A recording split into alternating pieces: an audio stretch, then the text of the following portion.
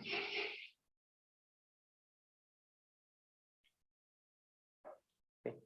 So good morning. Welcome you all. So previous session ಅಲ್ಲಿ inverse trigonometric functions properties ಬಗ್ಗೆ discuss ಮಾಡಿದೆ. So problems, so 1 or 2 problems discussion ಆಗಿತ್ತು. Right?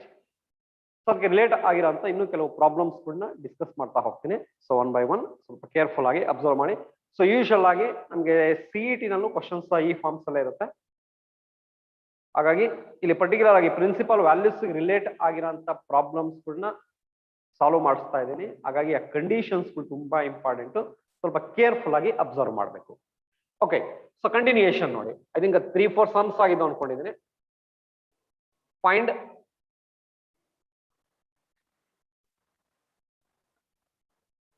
the values of first one sine inverse of minus 1 by 2. First problem. Okay, so sine inverse of minus 1 by 2. So question e form ಅಲ್ಲಿ ಇರುತ್ತೆ. Find the value of sine inverse minus 1 by 2. So here we have two methods. So ಒಂದು suppose question ಏನಾದ್ರು 1 mark ಅಲ್ಲಿ ಕೇಳಿದ್ರೆ so direct ಆಗಿ answer ನ ಬರೀರಿ. So ಇವೆಲ್ಲ ಸ್ಟ್ಯಾಂಡರ್ಡ್ ಆಂಗಲ್ಸ್ ನ ರೆಪ್ರೆಸೆಂಟ್ ಮಾಡುತ್ತೆ. ಡೈರೆಕ್ಟ್ ಆಗಿ ಆನ್ಸರ್ ಬರೆಯೋದು easy, right? So minus 1 by 2 is either minus 30 degree or minus π/6 ಅಂತ answer ಹೇಳ್ಬಿಡ್ತೀವಿ.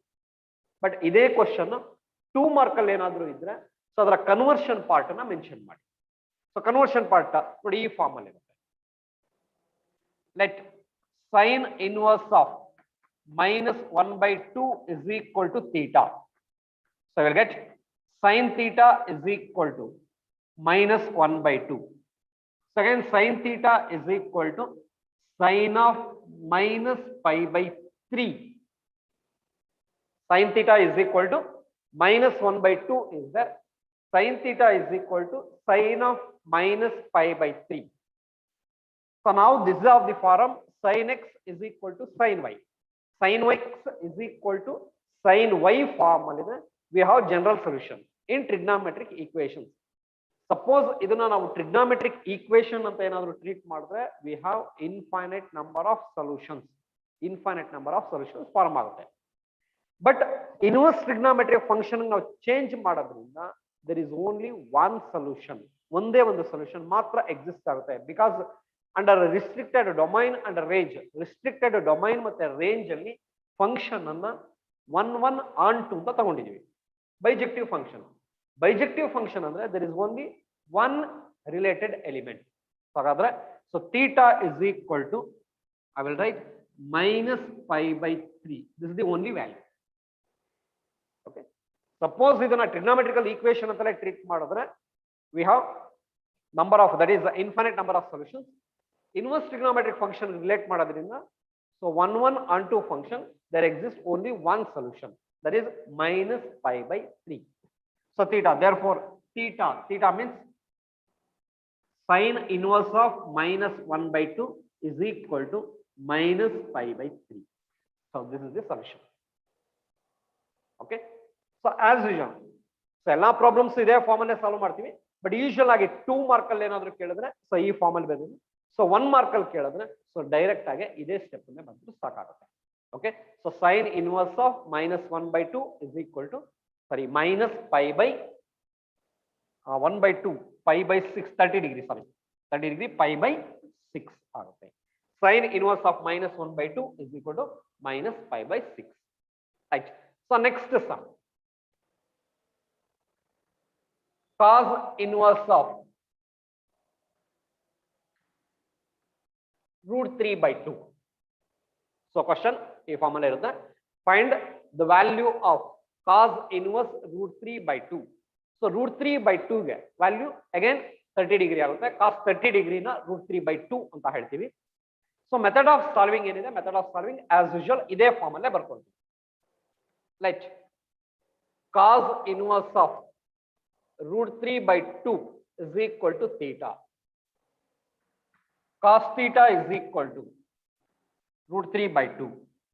So cos theta is equal to √3 by 2 can be written as cos π/6. ಕಾಸ್ 30 ಡಿಗ್ರಿನ √3/2 ಅಂತ ಹೇಳ್ತೀವಿ. ಕಾಸ್ 30 degree can be done as √3/2. So √3/2 is equal to cos pi/6, cos 30 degree. Again, theta is equal to, it's also a bijective function. So theta is equal to pi/6. Theta value pi/6 ಆಗುತ್ತೆ. So therefore, cos inverse of √3/2 is equal to pi/6. Cos inverse of √3/2 is equal to pi/6 ಆಗುತ್ತೆ. Right? So 2 mark ಅಲ್ಲಿ previous ಪ್ರತಿ ಸಮಾನ ನಾನು repeat ಮಾಡೋದಕ್ಕೆ ಹೋಗಲ್ಲ, ಅದು understood. 2 mark ಅಲ್ಲಿ ಕೇಳಿದ್ರೆ ಸೊ ಈ ಫಾರ್ಮ್ ಅಲ್ಲಿ ಬರೀರಿ. 1 mark ಅಲ್ಲಿ ಏನಾದರೂ ಕೇಳಿದ್ರೆ ಈ ಎಕ್ಸ್ಪ್ಲನೇಷನ್ಸ್ ಎಲ್ಲ ಏನು ಬೇಕಿಲ್ಲ, ಸೊ ಡೈರೆಕ್ಟ್ ಆಗಿ ಆನ್ಸರ್ ನ ಬರೀರಿ. Right, next third one, cos inverse of -1/√2. Cos inverse of -1/√2.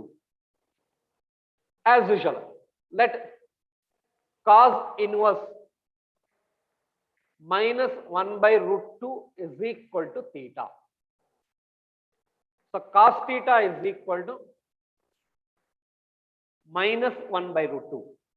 So inverse trigonometric ಇಂದ trigonometrical function ಗೆ change ಮಾಡಿ you will get cos theta is equal to -1/√2. Cos theta is equal to -1/√2. Again, cos theta is equal to -1/√2 can be written as pi minus pi/4. Within the range ನಾವು define ಮಾಡಬೇಕಾಗಿರೋದ್ರಿಂದ -1/√2 ಇದೆಯಲ್ಲ, so ಇದನ್ನ second quadrant ಅಲ್ಲಿ define ಮಾಡಿ, second quadrant ಅಲ್ಲಿ form ಆದಂತ angle ಅಂದ್ರೆ cos pi minus pi/4. 1/√2 standard angle pi/4 minus ಇದೆ pi minus pi/4 ಅಂತ ಬರ್ಕೊಂಡು. Okay, so cos second quadrant ಮತ್ತೆ ಥರ್ಡ್ ಕ್ವಾಡ್ರೆಂಟ್ ಎರಡೂ ಕ್ವಾಡ್ರೆಂಟ್ಸ್ ಅಲ್ಲಿ ನೆಗೆಟಿವ್ ಆಗಿರುತ್ತೆ. ಬಟ್ ನಾವು ರಿಸ್ಟ್ರಿಕ್ಟೆಡ್ ಡೊಮೈನ್ ಮತ್ತೆ ರೇಂಜ್ ಡಿಫೈನ್ ಆಗಿರೋದ್ರಿಂದ ಸೊ ನಮಗೆ ಡಿಫೈನ್ ಆಗಂತ angle within 180 degree 180 degree ಒಳಗೆ ಫಾರ್ಮ್ ಆಗಬೇಕು. ಸೊ ಹಾಗಾಗಿ pi minus pi/4 ಅಂತ ಬರ್ಕೊಳ್ತೀವಿ. In trigonometrical function, pi plus pi/4 is also true. Pi plus pi/4 ಅನ್ನೋದು ಟ್ರೂ ನೇ ಟ್ರಿಗ್ನೋಮೆಟ್ರಿಕಲ್ ಫಂಕ್ಷನ್ಸ್ ತಗೊಂಡಾಗ. ಬಟ್ ಇನ್ವರ್ಸ್ ನ ಡಿಫೈನ್ ಮಾಡಬೇಕಾದ್ರೆ ಸೆಕೆಂಡ್ ಕ್ವಾಡ್ರೆಂಟ್ ಅಲ್ಲಿ ಆಂಗಲ್ ಡಿಫೈನ್ ಮಾಡಬೇಕು. ಸೊ ಹಾಗಾಗಿ pi ಮೈನಸ್ ಅಂತ ಹೇಳ್ತೀವಿ, pi minus pi/4. Again, which is equal to cos 4pi minus pi 3pi/4. Cos theta is equal to, so therefore theta is equal to 3pi/4.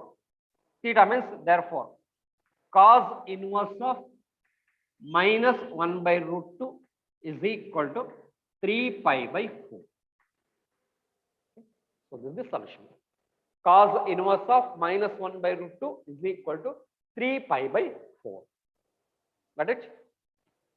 So or suppose ಇದನ್ನ ಈ form ಅಲ್ಲಿ ಆದ್ರೂ express ಮಾಡಿ, negative quantities ಬಂದ್ರೆ you can write like this also. cos inverse of -1/√2 which is equal to pi minus cos inverse of 1/√2 by using property. Okay, so property use ಮಾಡಿದ್ರೆ we can write like this also. Cos inverse of minus x can be written as pi minus cos inverse x. pi minus cos inverse x ಅಂತ ಬರೀಬಹುದು. ಹಾಗಾದ್ರೆ cos inverse of -1/√2 is equal to pi minus cos inverse 1/√2. Again, which is equal to pi minus cos inverse 1/√2. Cos inverse 1/√2 is pi/4. Cos 45 degree ನ 1/√2 ಅಂತ ಹೇಳ್ತೀವಿ. So ಹಾಗಾಗಿ minus pi/4. Again, which is equal to 3pi/4. Okay, so cos inverse minus 1/√2 is equal to 3pi/4. ಈ form ಅಲ್ಲಿ ಆದ್ರೂ ಬರೀಬಹುದು. Okay, so comparatively ಅದು compare ಮಾಡಿದ್ರೆ usual ಆಗಿ ಸೊ ಇದೇ ಈಸಿ ಇರುತ್ತೆ. ಸೊ ಈ ಮೆಥಡ್ ಅನ್ನ ಅಪ್ಲೈ ಮಾಡಿ ಬೈ ಯೂಸಿಂಗ್ ಪ್ರಾಪರ್ಟೀಸ್ ನ ಯೂಸ್ ಮಾಡಿಕೊಂಡು ಅವುಗಳ ವ್ಯಾಲ್ಯೂಸ್ ನ ಕ್ಯಾಲ್ಕುಲೇಟ್ ಮಾಡೋದು. ಸೊ ನೆಗೆಟಿವ್ ಕ್ವಾಂಟಿಟೀಸ್ ಬಂದ್ರೆ ಯೂಶುವಲ್ ಆಗಿ ಪ್ರಾಪರ್ಟಿನ ಯೂಸ್ ಮಾಡಿ ಆ ಫಾರ್ಮ್ ಅಲ್ಲಿ ಬರೆಯೋದೆಲ್ಲ ಅವಾಯ್ಡ್ ಆಗುತ್ತೆ. ಸೊ ಈ ಫಾರ್ಮ್ ಅಲ್ಲೇ ಡೈರೆಕ್ಟ್ ಆಗಿ ಬರೀಬಹುದು. ರೈಟ್, ಸೊ ಹಾಗೆ ಬರ್ಕೊಳ್ಳಿ.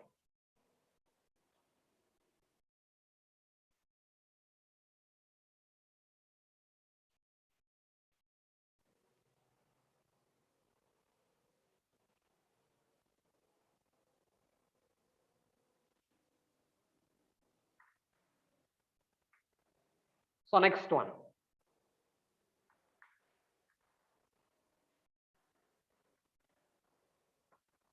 Tan inverse of root 3. Next one, tan inverse of root 3. As usual, method of solving.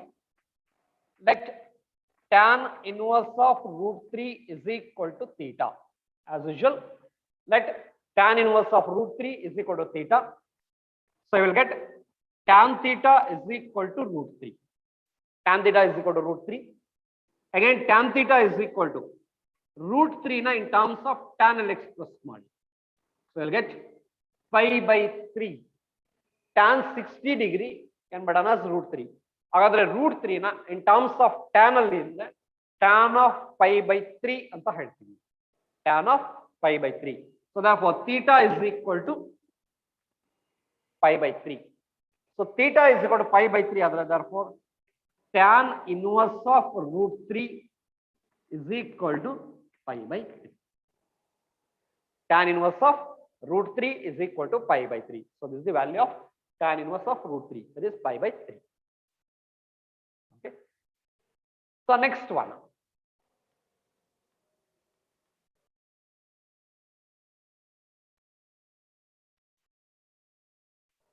Tan inverse of minus 1.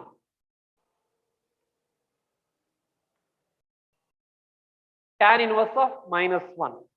Tan inverse of minus 1 as usual. Let tan inverse of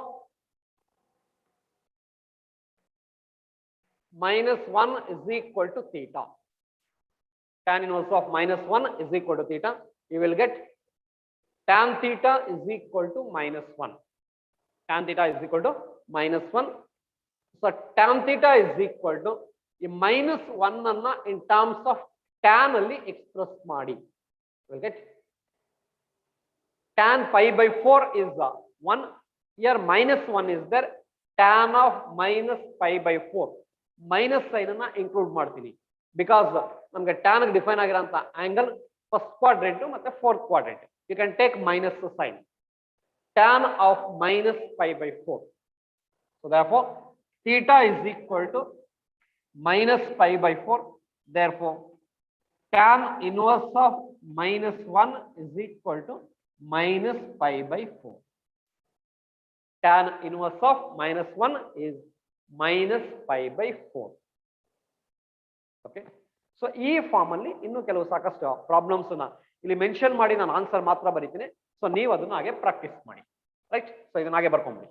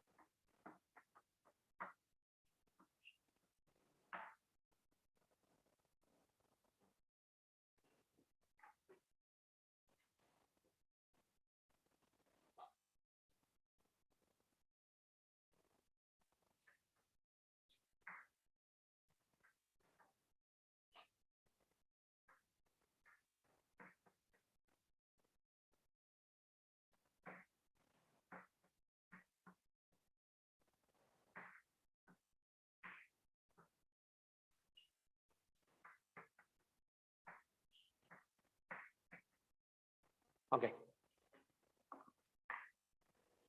Okay. So we have some more problems.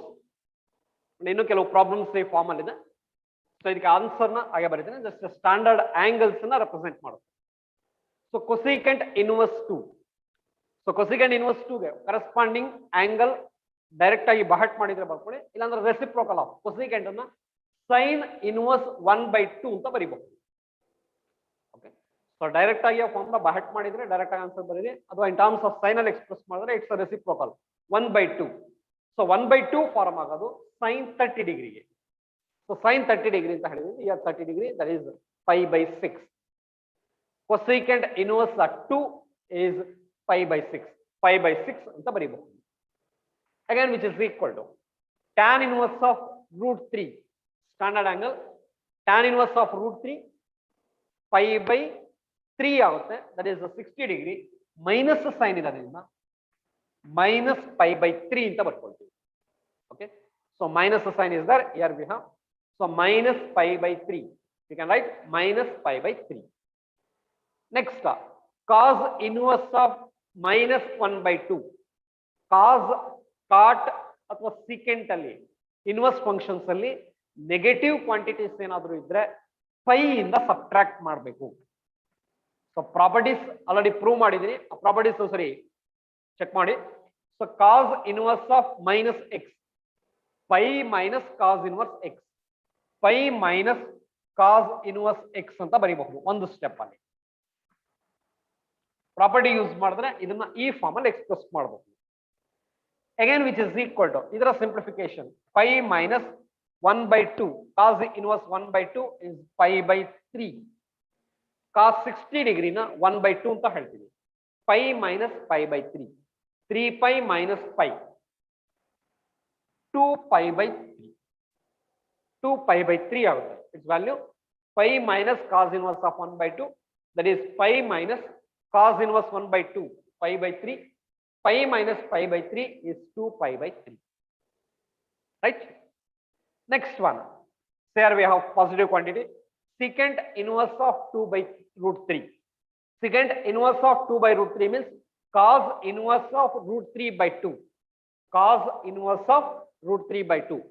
Cos inverse of root 3 by 2 means 30 degree. That is pi by 6.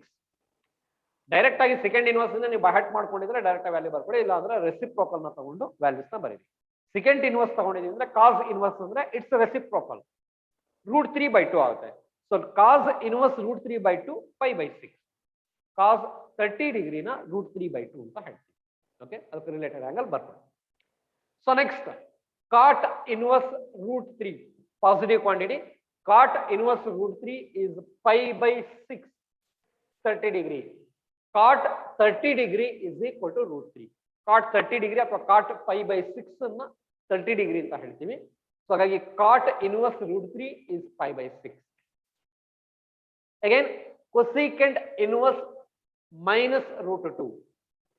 cosecant ಬಂದಿದೆ ಅಂದ್ರೆ minus sine as it is ಆಗ repeat ಆಗುತ್ತೆ.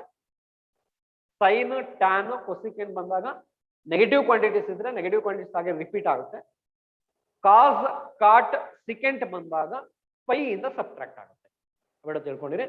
So cos inverse of minus root 2, so that means sine inverse of minus 1/√2. Cosecant ಗೆ reciprocal sine. So sine inverse of 1/√2 ಅಂತ ಬರೀಬಹುದು. Sine inverse of 1/√2 is pi by 4.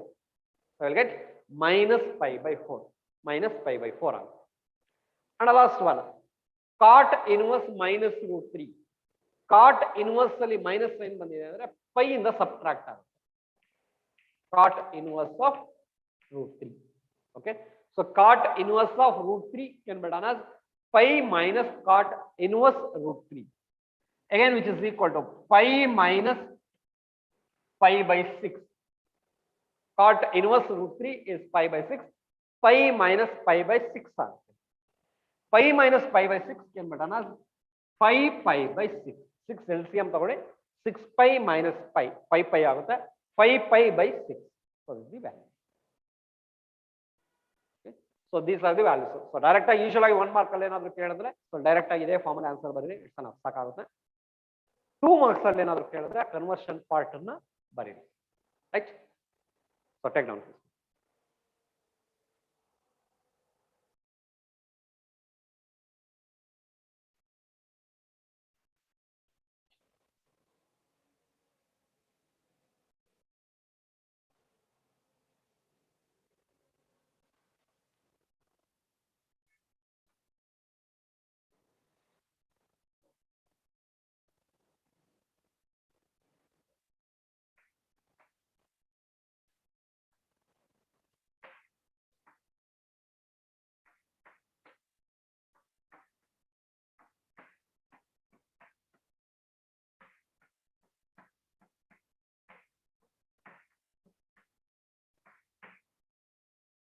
Okay, so next sum.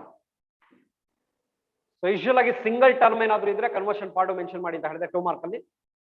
But 2 R more terms, ಎರಡು term ಅಥವಾ ಎರಡು terms ಗಿಂತ ಜಾಸ್ತಿ ಏನಾದರೂ ಇದ್ರೆ ಇಂಡಿವಿಜುವಲ್ ಕನ್ವರ್ಷನ್ ಬೇಕಿಲ್ಲ, ಡೈರೆಕ್ಟ್ ಆಗಿ ಅವಳ ವ್ಯಾಲ್ಯೂಸ್ ಅನ್ನು ಸಬ್ಸ್ಟಿಟ್ಯೂಟ್ ಮಾಡಿ ಸಿಂಪ್ಲಿಫೈ ಮಾಡ್ತಾ ಹೋಗಿ. ರೈಟ್? ಸೊ ಇಲ್ಲೂ ಅಷ್ಟೇ we have 3 terms. Even if you have 2 terms ಇದ್ರೂ ಅಷ್ಟೇ conversion part inverse to trigonometrical function ಗೆ ಕನ್ವರ್ಷನ್ಸ್ ಎಲ್ಲ ಬರೆಯೋದು ಬೇಕಾಗಲ್ಲ. ಸೊ ಡೈರೆಕ್ಟ್ ಆಗಿ ಅವುಗಳ ವ್ಯಾಲ್ಯೂಸ್ ನ ಸಬ್ಸ್ಟಿಟ್ಯೂಟ್ ಮಾಡಿ. ಈವನ್ 2 ಮಾರ್ಕ್ ಅಲ್ಲಿ ಕೇಳಿದ್ರು ಅಷ್ಟೇ ಕನ್ವರ್ಷನ್ ಪಾರ್ಟ್ ಬರೆಯೋದು ಬೇಕಿಲ್ಲ. ಸೊ ಡೈರೆಕ್ಟ್ ಆಗಿ ಅವುಗಳ ವ್ಯಾಲ್ಯೂಸ್ ನ ಬರೆದು ಸಿಂಪ್ಲಿಫೈ ಮಾಡ್ತಾ ಹೋಗ್ಬೇಕು. ರೈಟ್?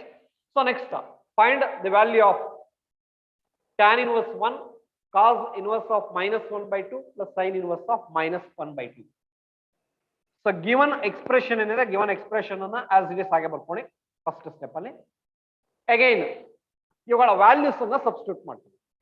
ಬೇಕಾದ್ರೆ ರಿಪೀಟ್ ಮಾಡ್ತೀನಿ. Given expression tan inverse 1 plus cos inverse of -1/2 plus sin inverse of -1/2. So this is the given expression.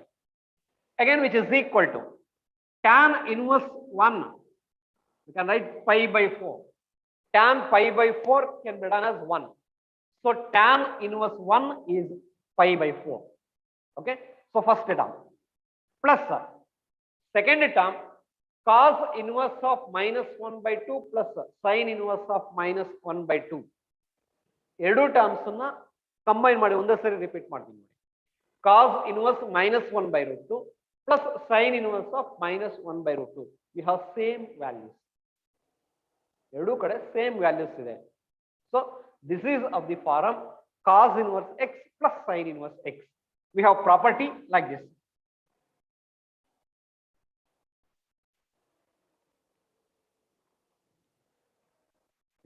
So we have the property sin inverse x plus cos inverse x is equal to pi by 2. Properties ನಲ್ಲಿ ಇದನ್ನ prove ಮಾಡಿದೀವಿ. sin inverse x plus cos inverse x is equal to pi by 2. sin inverse x ಮತ್ತೆ cos inverse x ಅನ್ನ add ಮಾಡಿದ್ರೆ resulting quantity pi by 2 ಬರುತ್ತೆ. So ಹಾಗಾದ್ರೆ ಈ property use ಮಾಡಿದ್ರೆ we can write pi by 2. Okay, ಈ 2 terms ಅನ್ನು combine ಮಾಡಿ ಒಂದೇ ಸ್ಟೆಪ್ ಟರ್ಮ್ ಅಲ್ಲಿ ಹೇಳ್ತೀನಿ. So cos inverse of -1/2 plus sin inverse of -1/2 is equal to pi by 2 by using property. Okay, sin inverse x plus cos inverse x is equal to pi by 2. So next add these two terms. If you add 4 is the LCM. Okay, so numerator 2 pi plus pi.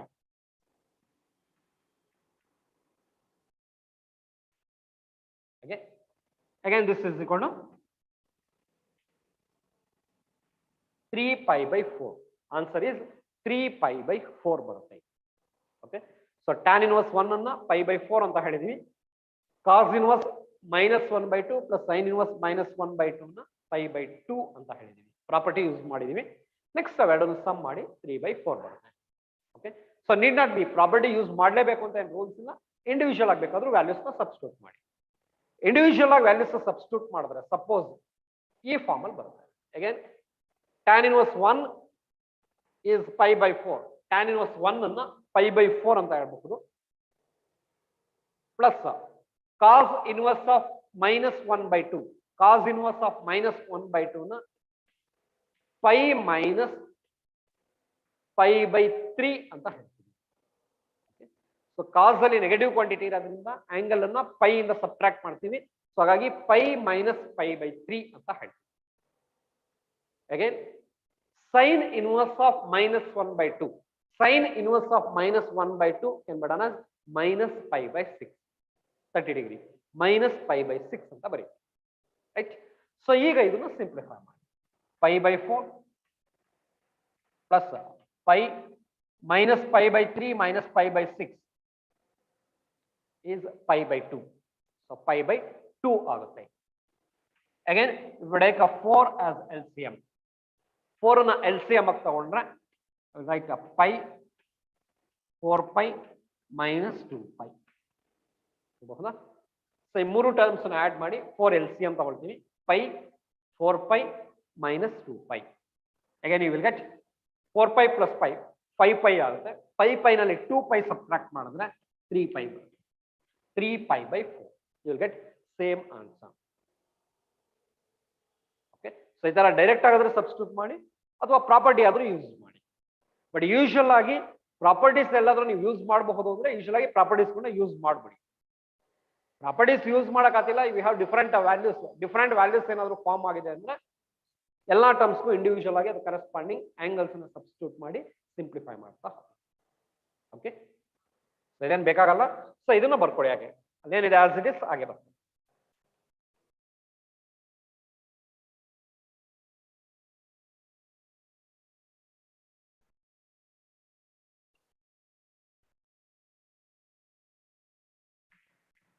Next, 14th one. Find the value of cos inverse 1 by 2 plus 2 sin inverse 1 by 2. Next one, cos inverse 1 by 2 plus 2 sin inverse 1 by 2. First, as usual, write down the given expression. Given expression is cos inverse 1 by 2 plus 2 sin inverse 1 by 2, which is equal to. So also this is the form cos inverse x plus sin inverse x form alla ide, but additional agi ಇಲ್ಲಿ 2 ಇರೋದ್ರಿಂದ ನಾನು property use ಮಾಡಲ್ಲ, direct ಆಗಿ values ನ substitute ಮಾಡ್ತೀನಿ. ಇಲ್ಲಿ 2 multiply ಆಗಿದೆ. Suppose ಇದನ್ನ ನೀವು 2 ಟರ್ಮ್ಸ್ ಆಗಿ ಸ್ಪ್ಲಿಟ್ ಮಾಡಿಕೊಂಡು ಬೇಕಾದ್ರೆ ಪ್ರಾಪರ್ಟಿ ಯೂಸ್ ಮಾಡಬಹುದು, ಬಟ್ ಸ್ಪ್ಲಿಟಿಂಗ್ ಎಲ್ಲ ಏನು ಬೇಕಿಲ್ಲ. ಸೊ ಡೈರೆಕ್ಟ್ ಆಗಿ ಅವುಗಳ ವ್ಯಾಲ್ಯೂಸ್ ನ ಸಬ್ಸ್ಟಿಟ್ಯೂಟ್ ಮಾಡ್ತೀವಿ. Right, first cos inverse 1 by 2. Cos inverse 1 by 2 is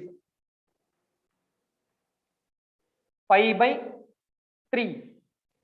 so usual ಆಗಿ ಆಂಗಲ್ಸ್ ನ ಬರೀಬೇಕಾದ್ರೆ ರೇಡಿಯನ್ಸ್ ಅಲ್ಲೇ ಎಕ್ಸ್ಪ್ರೆಸ್ ಮಾಡ್ತಾ ಹೋಗಿ, ಡಿಗ್ರೀಸ್ ನಲ್ಲಿ ಬರೆಯಬೇಡಿ. ಓಕೆ, ಸೊ ರೇಡಿಯನ್ಸ್ ಅಲ್ಲೇ ಎಕ್ಸ್ಪ್ರೆಸ್ ಮಾಡ್ತೀವಿ ಯೂಶುವಲ್ ಆಗಿ.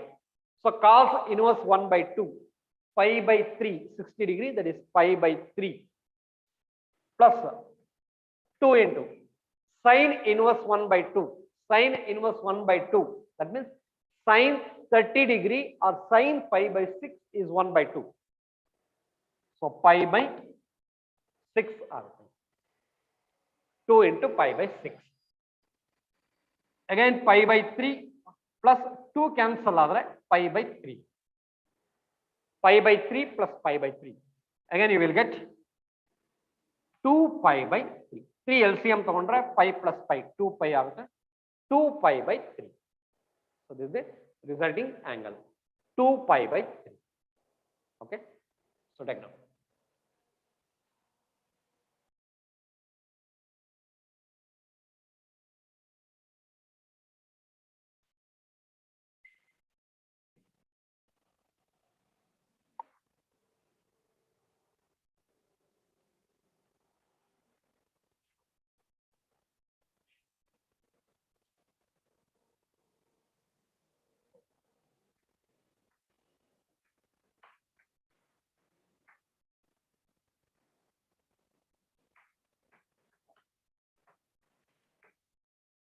So next one,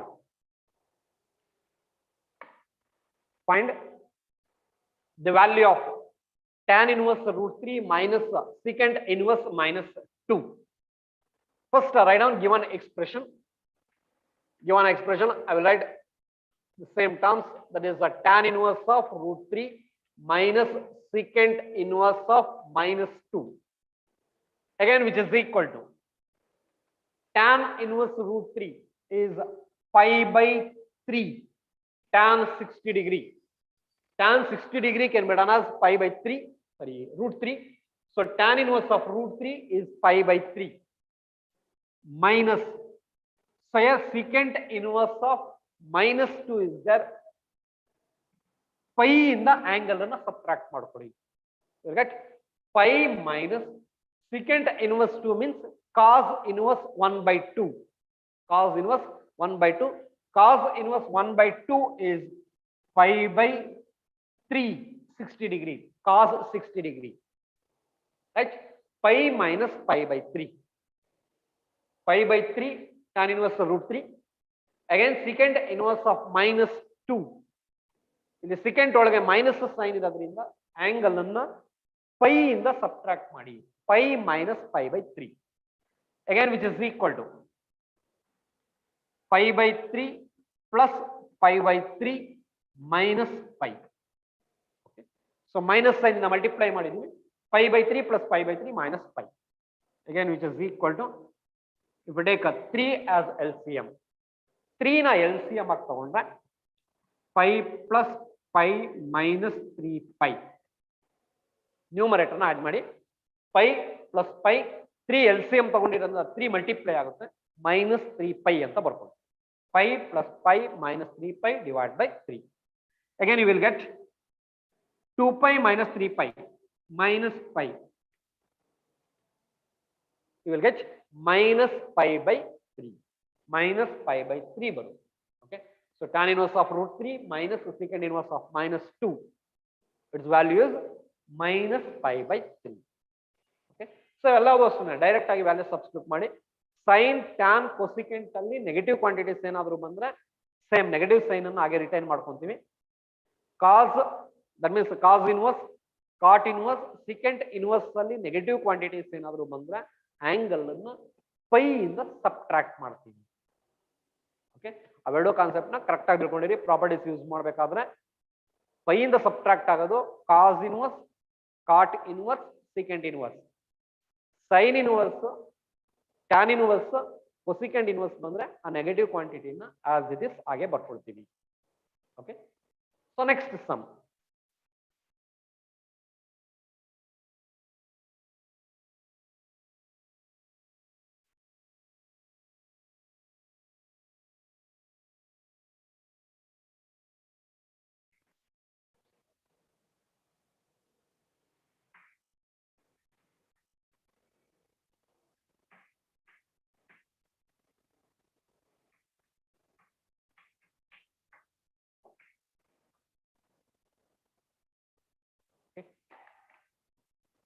So next one, tan inverse root 3, tan inverse root 3 minus cot inverse of minus root 3.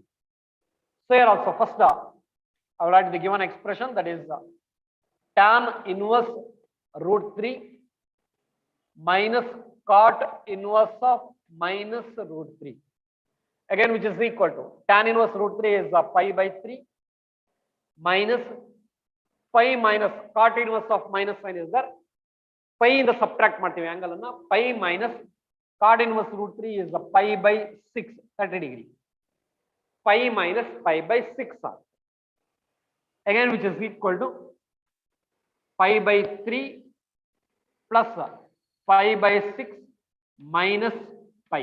Minus sign ಅನ್ನ multiply ಮಾಡಿ.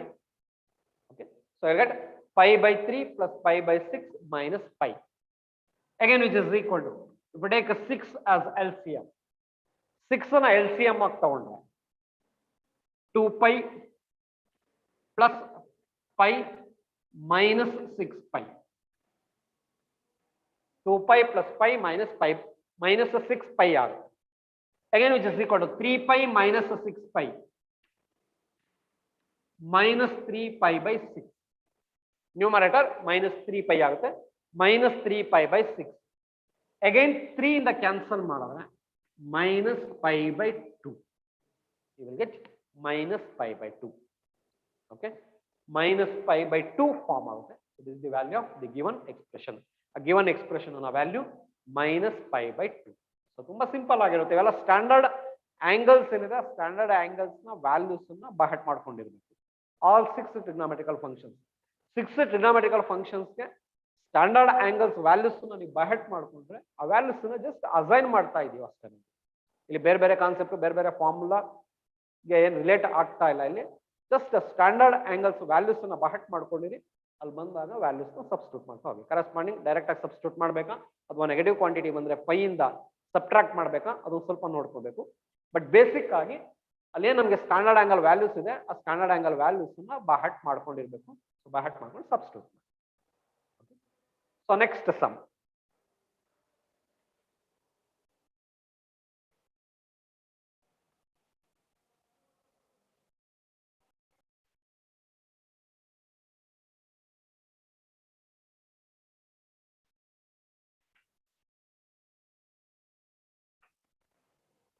sine of pi by 3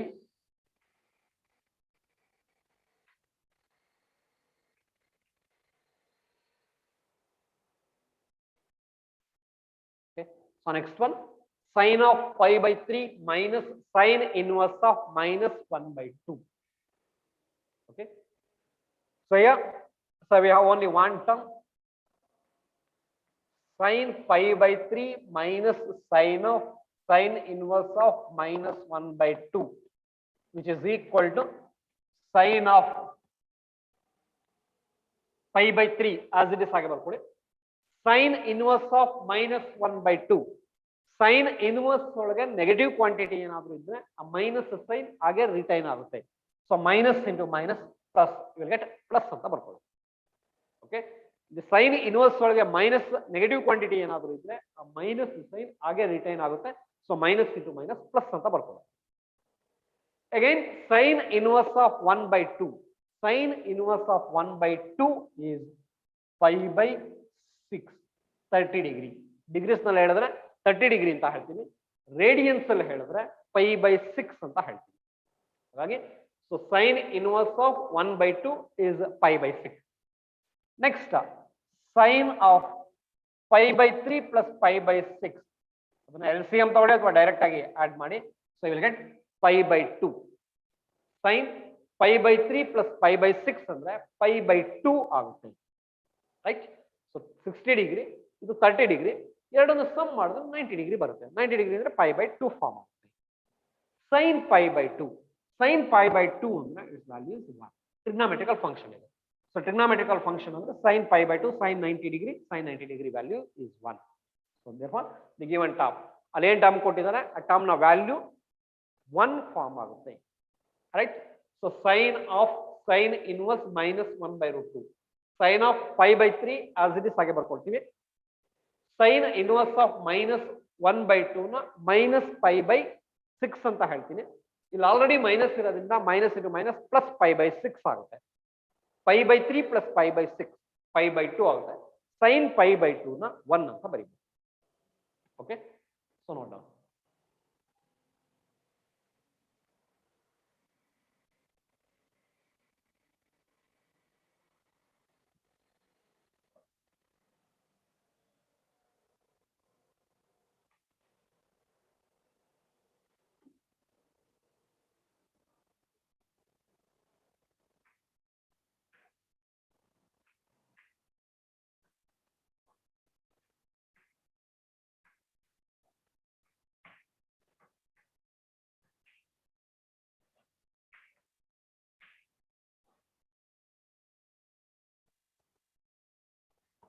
Okay, so next one, tan inverse of, next one, tan inverse of 2 cos of 2 sin inverse 1 by 2. Okay, so tan inverse of 2 cos of 2 sin inverse 1 by 2. ಇವುಗಳ values ಅನ್ನು ಬರಿತಾ ಹೋಗಬೇಕಷ್ಟೇ. tan inverse of 2 cos of 2 sin inverse 1 by 2, which is equal to tan inverse of 2 cos of 2 into tan inverse of 2 cos of 2 sin inverse 1 by 2 is that. ಇಲ್ಲಿವರೆಗೂ 2 ವರೆಗೂ as it is ಹಾಗೆ ಬರ್ಕೊಳ್ಳಿ. sin inverse 1 by 2, sin inverse 1 by 2 can be written as pi by 6. sin inverse 1 by 2 is pi by 6. ಹಾಗಾದ್ರೆ 2 into pi by 6 ಆಗುತ್ತೆ. Again, which is equal to tan inverse of 2 cos pi by 3, pi by 3 ಆಗುತ್ತೆ. ಅಲ್ಲಿ 2 cancel ಮಾಡಿದ್ರೆ 2 cos of pi by 3 ಆಗುತ್ತೆ. Again, which is equal to tan inverse of 2 into cos pi by 3, trigonometrical function, cos pi by 3, that means cos 60 degree. Cos 60 degree means 1 by 2. Cos pi by 3 value is 1 by 2. So 2 into 1 by 2. So again you will get tan inverse of 1. 2 cancel ಆಗುತ್ತೆ. Cos inverse 1 ಅಂತ ಬರ್ಕೊಳ್ತೀವಿ. right? So tan inverse 1. Tan inverse 1 is pi by 4. Pi by 4. ಬರೀಬೋದಾ ಫಾರ್ಮಲ್ಲಿ? So individual ಆಗಿ ಒಂದೊಂದೇ step ಅನ್ನ simplify ಮಾಡ್ತಾ ಹೋಗಿ. First sine inverse 1/2 ನ pi by 6 ಅಂತ ಬರ್ಕೊಳ್ತೀವಿ. 30 ಡಿಗ್ರಿ 2 ಕ್ಯಾನ್ಸಲ್ ಆಗುತ್ತೆ. ಕಾಸ್ ಪೈ ಬೈ 3 ಆಗುತ್ತೆ. Cos pi by 3 value substitute ಮಾಡಿ cos 60 degree means 1/2. Again 2 cancel ಆಗುತ್ತೆ. ಟ್ಯಾನ್ ಇನ್ವರ್ಸ್ 1 ಬರುತ್ತೆ. Tan inverse 1 value pi by 4. So simple ಆಗೇ ಇರುತ್ತೆ. ಸ್ಟೆಪ್ ವೈಸ್ ಒಂದೊಂದೇ ಸ್ಟೆಪ್ ಅಲ್ಲಿ ಅವುಗಳ ವ್ಯಾಲ್ಯೂಸ್ ಅನ್ನು ಸಬ್ಸ್ಟಿಟ್ಯೂಟ್ ಮಾಡ್ತಾ ಹೋಗಿ. Right? So take down.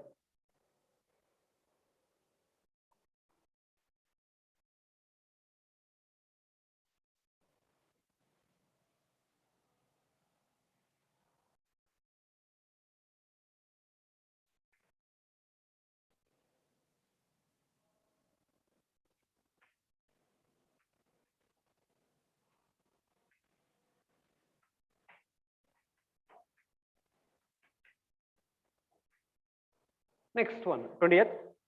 Find the value of cot of tan inverse A plus cot inverse A. Cot of tan inverse A plus cot inverse A.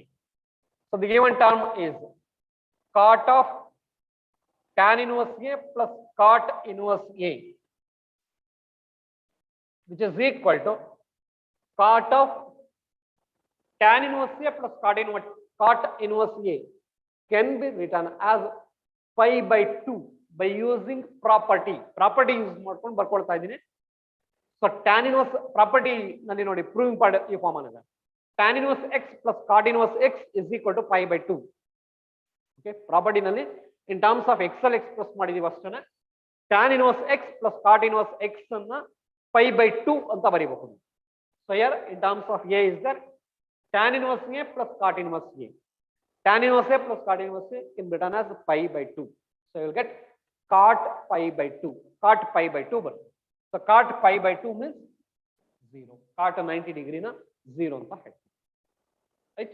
So cot of tan inverse A plus cot inverse A na 0 anta ಬರೀಬಹುದು. Because tan inverse A plus cot inverse A na pi by 2 anta ಬರ್ಕೊಳ್ತೀವಿ. Cot pi by 2 na 0 anta ಹೇಳ್ತೀವಿ. Simple ಆಗಿರುವಂತ problem. ನೋಡೋಣ.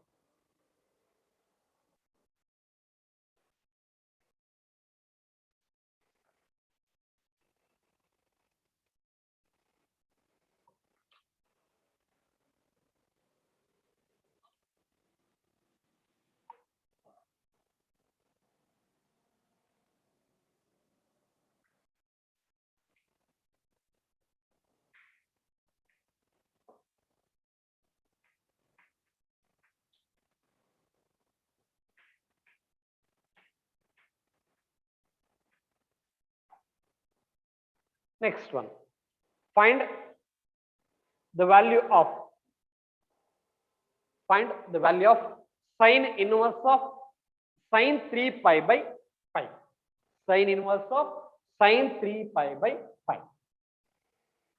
Sine inverse of sine 3 pi by 5, which is equal to. So we have the property like this. Sine inverse of sine x is equal to x, right? First property, very first property. Sine inverse of sine x can be written as x, but condition x must belong to closed interval minus pi by 2 to plus pi by 2. Condition. ನಾನು ಅವತ್ತು example ಹೇಳಿದ್ರೆ sine inverse of sine x ಅನ್ನ x ಅಂತ ಬರೀಬಹುದು. But condition ಏನು ಅಂದ್ರೆ x belongs to minus pi by 2 plus pi by 2. ಅಂದ್ರೆ x interval ಒಳಗಿದ್ರೆ ಮಾತ್ರ ನಾವು ಎಕ್ಸ್ ಅಂತ ಬರೀಬಹುದು. ಔಟ್ಸೈಡ್ ದಿ ಇಂಟರ್ವಲ್ ಏನಾದ್ರೂ ಫಾರ್ಮ್ ಆಗಿದ್ರೆ ಬರೆಯೋದಕ್ಕಾಗಲ್ಲ. ಹಾಗಾಗಿ but so here 3 pi by 5 does not belongs to minus pi by 2 to plus pi by 2. So 3 pi by 2 ಅಥವಾ ನಿಮಗೆ ರೇಡಿಯನ್ಸ್ ಅಲ್ಲಿ ಸ್ವಲ್ಪ ಕನ್ಫ್ಯೂಷನ್ ಆದ್ರೆ ಬೇಕಾದ್ರೆ ಅದನ್ನ ಡಿಗ್ರೀಸ್ ಗೆ ಕನ್ವರ್ಟ್ ಮಾಡ್ಕೊಳ್ಳಿ. So it is greater than 90 degree. 90 ಡಿಗ್ರಿಗಿಂತ ಜಾಸ್ತಿ ಬರುತ್ತೆ. ಸೊ 90 ಡಿಗ್ರಿಗಿಂತ ಜಾಸ್ತಿ ಬಂದಿದೆ ಅಂದ್ರೆ ಇಂಟರ್ವಲ್ ಇರಲ್ಲ, ಔಟ್ಸೈಡ್ ದಿ ಇಂಟರ್ವಲ್ ಆಗುತ್ತೆ. ಸೊ ಹಾಗಾದ್ರೆ 3π/5 ಡಸ್ ನಾಟ್ ಬಿಲಾಂಗ್ಸ್ ಟು -π/2, +π/2 ಆಗಿದೆ ಅಂದ್ರೆ which is not equal to 3π/5. 3π/5 ಗೆ ಈಕ್ವಲ್ ಆಗಿರಲ್ಲ. ಗೊತ್ತಾಗ್ತಾ ಇದೆಯಾ? Okay, so sine inverse of sine x is equal to x when x belongs to closed interval -π/2 to +π/2. ಈ interval ಒಳಗೆ ಫಾರ್ಮ್ ಆಗಂತ ಆಂಗಲ್ ಇದ್ರೆ ಮಾತ್ರ ನಾವು ಈ ಫಾರ್ಮ್ ಅಲ್ಲಿ ಬರೀಬಹುದು. ಬಟ್ ಔಟ್ಸೈಡ್ ದಿ ಇಂಟರ್ವಲ್ ಏನಾದ್ರೂ ಫಾರ್ಮ್ ಆಗಿದ್ರೆ ಡೈರೆಕ್ಟ್ ಆಗಿ x ಅನ್ನ ಬರೆಯಂಗಿಲ್ಲ. ಇಲ್ಲಿ ಡಿಫೈನ್ ಆಗಿರೋಂತ ಆಂಗಲ್ ಏನಿದೆ, ಆಂಗಲ್ ಔಟ್ಸೈಡ್ ದಿ ಇಂಟರ್ವಲ್ ಇದೆ. ಔಟ್ಸೈಡ್ ದಿ ಇಂಟರ್ವಲ್ ಇದೆ ಅಂದ್ರೆ we should not write 3π/5. Direct ಆಗಿ ಈ ಪ್ರಾಪರ್ಟಿ ಯೂಸ್ ಮಾಡ್ತಾ ಇದ್ದೀವಿ ಅಂತ ಆ ಫಾರ್ಮ್ ಅಲ್ಲಿ ಬರಿಬಾರ್ದು. ಸೊ ಹಾಗಾದ್ರೆ ಇದನ್ನ ಯಾವ ಫಾರ್ಮ್ ಅಲ್ಲಿ ಬರೀಬೇಕು ಅಂದ್ರೆ by using allied angles with in the range. ನಾವೇನು ಡಿಫೈನ್ ಮಾಡಿದೀವಿ ಡೊಮೈನ್ ಅನ್ನ, ಆ ಇಂಟರ್ವಲ್ ಒಳಗೆ ಫಾರ್ಮ್ ಆಗ್ಬೇಕು ಆಂಗಲ್, ಆ ಫಾರ್ಮ್ ಅಲ್ಲಿ ರಿಅರೇಂಜ್ ಮಾಡ್ಕೊಡಿ. ಆ ಫಾರ್ಮ್ ಅಲ್ಲಿ ರಿಅರೇಂಜ್ ಮಾಡಬೇಕು ಅಂದ್ರೆ ಅಲೈಡ್ ಆಂಗಲ್ ಕಾನ್ಸೆಪ್ಟ್ ಅನ್ನ ಯೂಸ್ ಮಾಡ್ಕೊಬೇಕು. ಅಲೈಡ್ ಆಂಗಲ್ ಕಾನ್ಸೆಪ್ಟ್ ಅನ್ನು ಯೂಸ್ ಮಾಡಿದ್ರೆ ಜಸ್ಟ್ ಇನ್ವರ್ಸ್ ಔಟ್ಸೈಡ್ ಅದಾಗೆ ಇರಲಿ. ಸೊ ಇದನ್ನ ಮಾತ್ರ ಸಿಂಪ್ಲಿಫೈ ಮಾಡ್ತಾ ಹೋಗಿ. ಸೊ ಇದನ್ನ ಮಾತ್ರ ಸಿಂಪ್ಲಿಫೈ ಮಾಡಿ ವಿತ್ ಇನ್ ದಿ ರೇಂಜ್ ನಮ್ಗೆ ಏನು ಡಿಫೈನ್ ಮಾಡ್ಕೊಂಡಿದೀವಿ ಇಂಟರ್ವಲ್, ಆ ಇಂಟರ್ವಲ್ ಒಳಗೆ ಬರೋಂತ ಆಂಗಲ್ ನ ಡಿಫೈನ್ ಮಾಡಿ ದೆನ್ ಈ ಪ್ರಾಪರ್ಟಿನ ಯೂಸ್ ಮಾಡಿ. ಅರ್ಥ ಆಗ್ತಾ ಇದೆಯಾ? ಸೊ ಈ ತರದ ಒಂದು 4-5 ಸಮ್ಸ್ ಇದೆ. ನೆಕ್ಸ್ಟ್ 4-5 ಸಮ್ಸ್ ಇದೇ ಫಾರ್ಮ್ಸ್ ಇರುವಂತಹ ಸಮ್ಸ್ ಸ್ವಲ್ಪ ಕರೆಕ್ಟ್ ಆಗಿ ಅಬ್ಸರ್ವ್ ಮಾಡಿ. ವಿತ್ ಇನ್ ದಿ ಇಂಟರ್ವಲ್ಸ್ ಏನಾದ್ರು ಆಂಗಲ್ ಫಾರ್ಮ್ ಆದ್ರೆ ನಾವು ಡೈರೆಕ್ಟ್ ಆಗಿ ಎಕ್ಸ್ ಅನ್ನ ಬರ್ಕೊಳ್ತೀವಿ. ಔಟ್ಸೈಡ್ ದಿ ಇಂಟರ್ವಲ್ ಏನಾದ್ರು ಫಾರ್ಮ್ ಆಗಿದ್ರೆ, ಔಟ್ಸೈಡ್ ದಿ ಇಂಟರ್ವಲ್ ಆಂಗಲ್ಸ್ ಏನಾದ್ರು ಫಾರ್ಮ್ ಆಗಿದ್ರೆ ಅಲೈಡ್ ಆಂಗಲ್ ಕಾನ್ಸೆಪ್ಟ್ ಅನ್ನು ಯೂಸ್ ಮಾಡಿಕೊಂಡು within the interval angles ಗಳು ಫಾರ್ಮ್ ಆಗಂಗೆ ಡಿಫೈನ್ ಮಾಡಿ ಸೊ ದೆನ್ ಪ್ರಾಪರ್ಟೀಸ್ ಗಳನ್ನ ಯೂಸ್ ಮಾಡ್ತಾ ಹೋಗ್ತೀವಿ. ರೈಟ್? ಸೊ ನೋಡಿ ಇದನ್ನ ಈ ಫಾರ್ಮ್ ಅಲ್ಲಿ ಸಿಂಪ್ಲಿಫೈ ಮಾಡ್ತೀವಿ.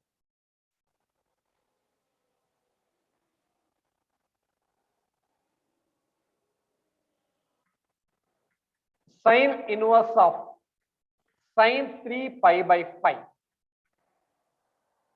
again which is equal to sin inverse of sin of 3π/5 can be written as 5 minus 2π/5. ಬರೀಬೋದಾ ಫಾರ್ಮನೆ? 5 minus 2π/5. 5 means 180 so ನಿಮ್ಗೆ ರೇಡಿಯನ್ಸ್ ಅಲ್ಲಿ ಕಂಫರ್ಟ್ನೆಸ್ ಕಡಿಮೆ ಆದ್ರೆ ಅದನ್ನ ಡಿಗ್ರೀಸ್ಗೆ ಚೇಂಜ್ ಮಾಡ್ಕೊಂಡ್ಬಿಡಿ. ಆಂಗಲ್ ಅನ್ನ ಡಿಗ್ರಿನಲ್ಲಿ ಬರ್ಕೊಳ್ಳಿ.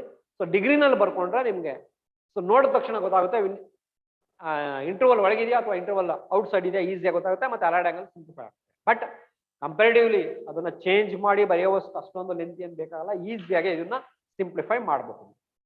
Right?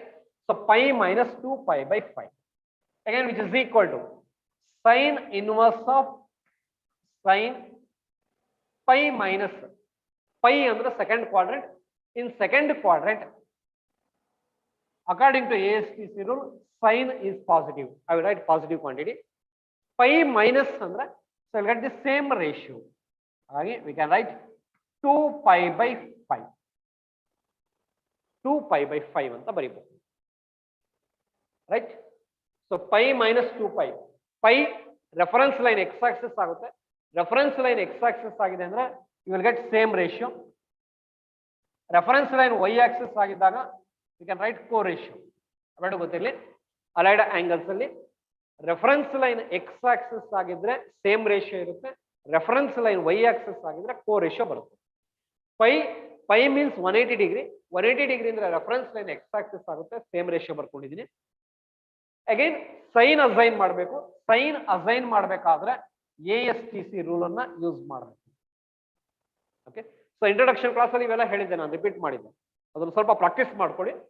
So according to ASTC rule in second quadrant sine is negative, sorry sine is positive. So I will write positive quantity sine of 2/5 positive quantity ನಲ್ಲಿ express ಮಾಡಿದ್ದೆ. Again which is equal to so ನಾವ್ 2π/5. 2π/5 means which belongs to -π/2 to +π/2. ಈ interval ಒಳಗೆ form ಆಗಂತ angle.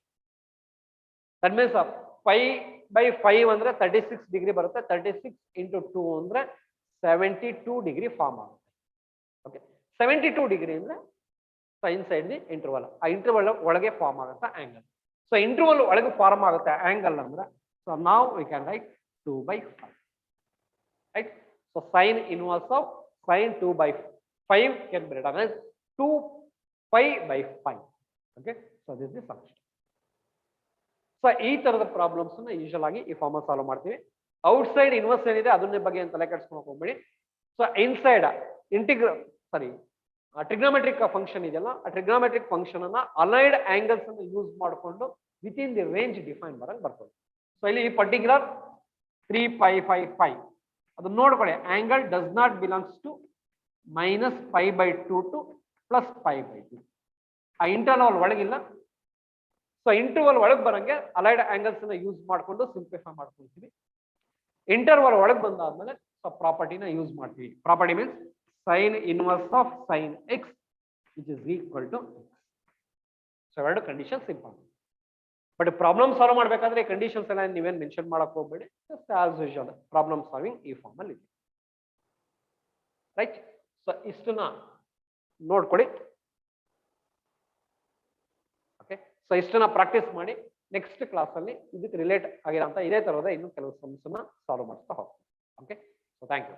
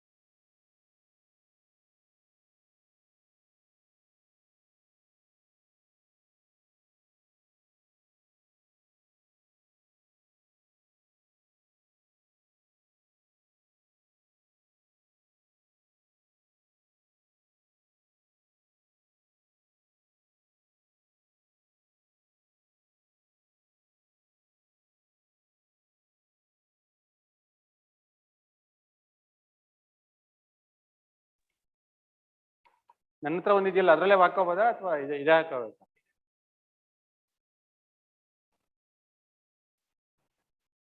Okay.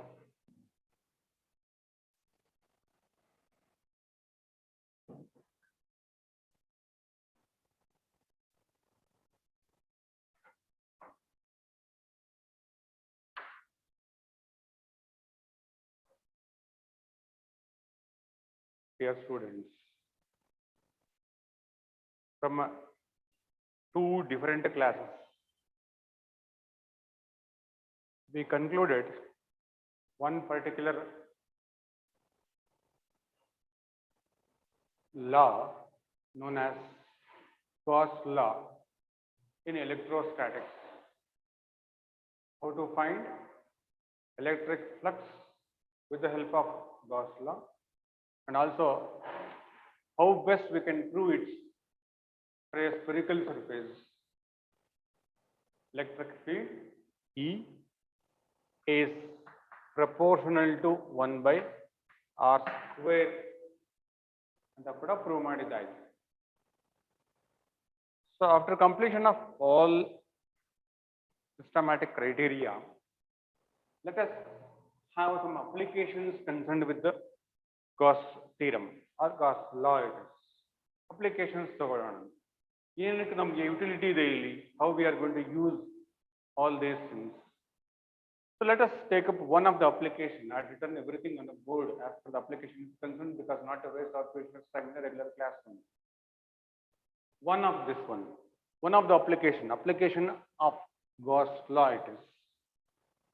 See, generally, if you take up this one, it is so in this particular case, first we are going to derive the expression for electric field. So due to a straight infinitely long charged wire using Gauss law ಅಂತ ಒಂದು infinitely long straight conductor ಇದೆ. ಇದು infinitely long straight conductor, ಇದು ನಾನು infinitely long straight conductor ಅಂತ ತಗೊಳ್ತೇನೆ. ಅದನ್ನ it is charged, of course charged one. I want to know electric field at a particular point. ಯಾವುದೋ ಒಂದು ಪರ್ಟಿಕ್ಯುಲರ್ ಪಾಯಿಂಟ್ ಅಲ್ಲಿ ಇಲ್ಲಿ ಇದ್ರ ಮೇಲೆ ಚಾರ್ಜಸ್ ಇದೆ ನನಗೆ. So I want to find electric field at this point, very close to it.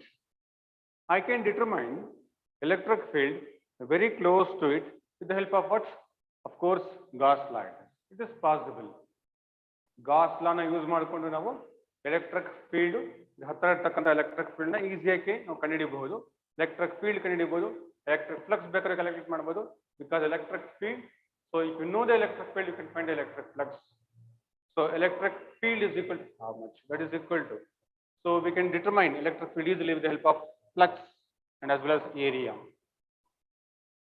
Next part of our discussion starts like this. Look at this. This is the first derivation. Of course, a very important derivation for 5 marks.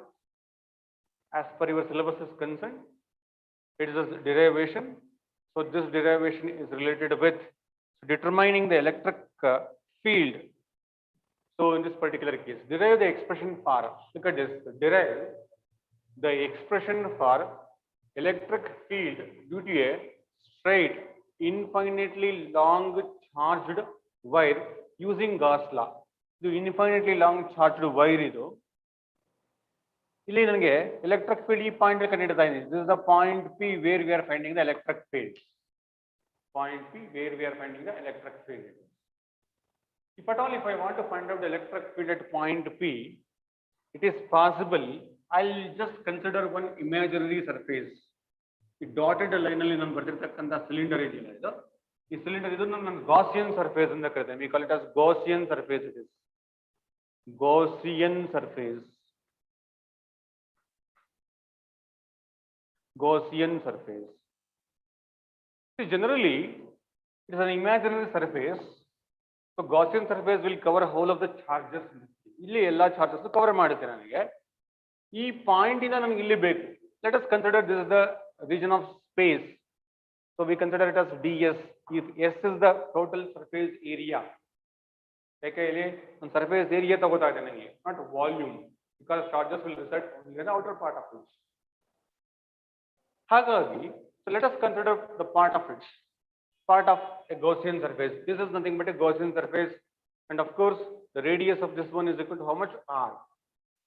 Radius of the Gaussian surface is considered as R. It is point P. So from point P, we are okay. Is the radial flux. The flux is radial, means perpendicular to this point. This is the direction of what? Electric field. Of course, n cap. So we are finding the electric field at point P because of this much of area. Electric flux told them first. So electric flux concerned with the ds area. Electric flux is found to be equal to how much? D phi is equal to E. So that's cos theta into ds, or E ds cos theta. First point is E ds cos theta. So because the flux is radial, or the flux is the value of theta in this particular case, ಇಲ್ಲಿ ಇರ್ತಕ್ಕಂಥದ್ದು 0 ಆಗಿರೋದ್ರಿಂದ, so cos 0, I'll write this cos 0 is equal to how much? 1. So what is the net flux? D phi is equal to how much? E ds it is. So generally, the net flux, the radial flux is found to be equal to how much? D phi is equal to E ds. ಇದು particular ಆಗಿ ಈ surface ಮಾತ್ರ ತಗೊಂಡೆ ನಾನು. ಈ whole of the surface ಬೇಕು, entire surface ಬೇಕು. Entire surface ಬೇಕಂತ ತಿಳ್ಕೊಂಡ್ರೆ will take up for entire surface the value of phi. ಅಂದ್ರೆ ಇದು ನಾನು ಇಂಟಗ್ರೇಟ್ ಮಾಡ್ತೇನೆ. ಸೊ ಇಂಟಗ್ರೇಟ್ ಮಾಡಿದಾಗ ಏನಾಯ್ತು, ನನಗೆ ಡಿ ಫೈ ಆಯ್ತು. ಮತ್ತೆ ಇದರಲ್ಲಿ ಬರೀತಾ ಕೊಟ್ಟರೆ ಇನ್ನೂ 2 ಸ್ಟೆಪ್ ಜಾಸ್ತಿ ಆಗ್ತಾ ಬರುತ್ತೆ. ಅನ್ನೆಸರಿ ಅದಕ್ಕೆಲ್ಲ ಮಾರ್ಕ್ಸ್ ಇರೋದಿಲ್ಲ. ಹಾಗಾಗಿ better to just have a simplest steps like this. So look at the conclusion here. The value of phi is found to be equal to how much? E. So ನಾನು ಹೊರಗಡೆ ತೆಗೆದಿದ್ದೀನಿ. ಯಾವುದನ್ನ differentiate ಮಾಡಬೇಕು? ds.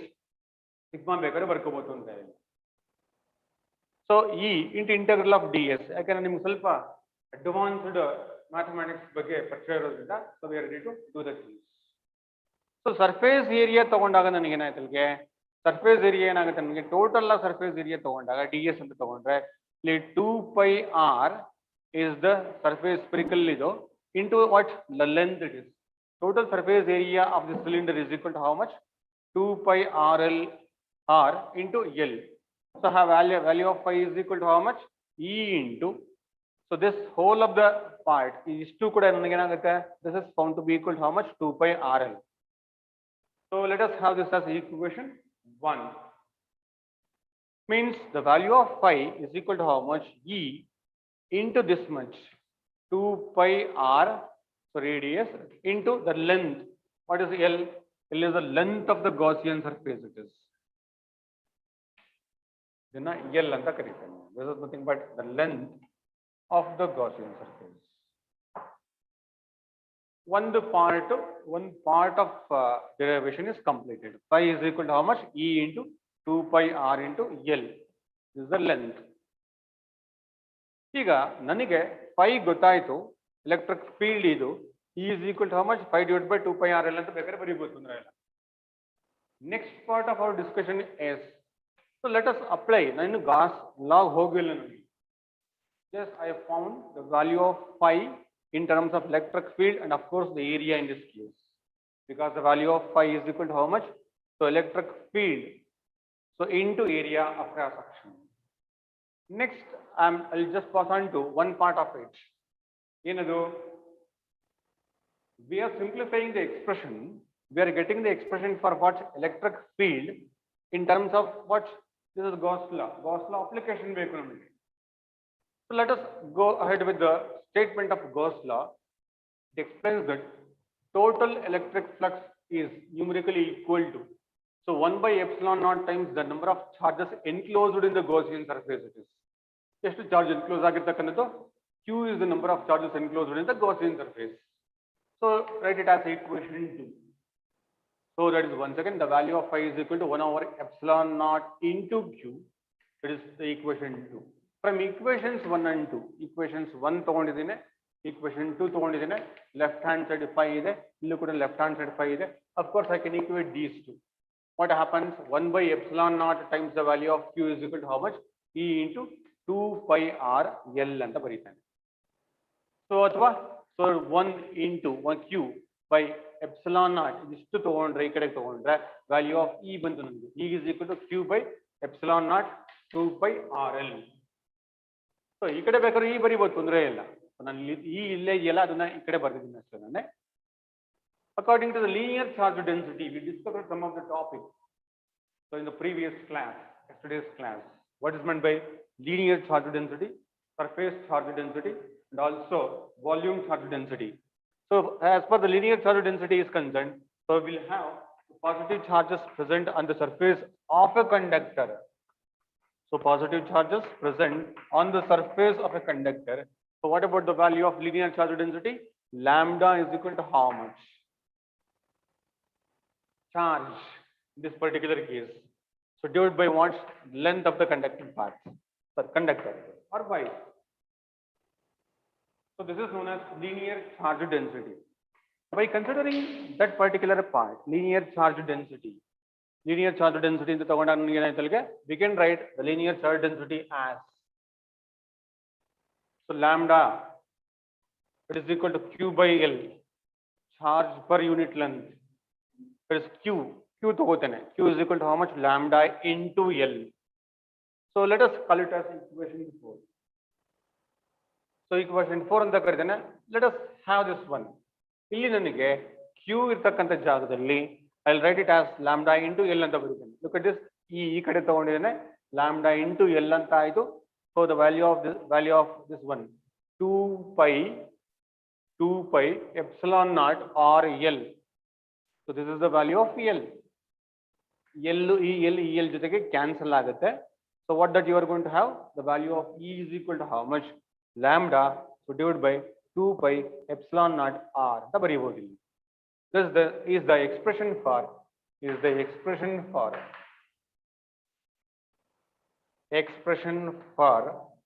electric field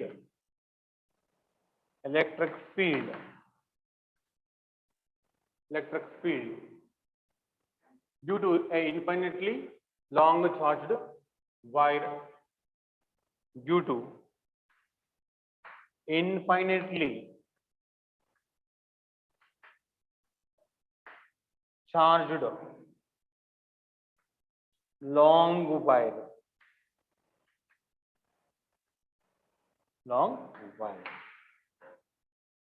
So in a equation in the namge ಏನು ಗೊತ್ತಾಗುತ್ತೆ?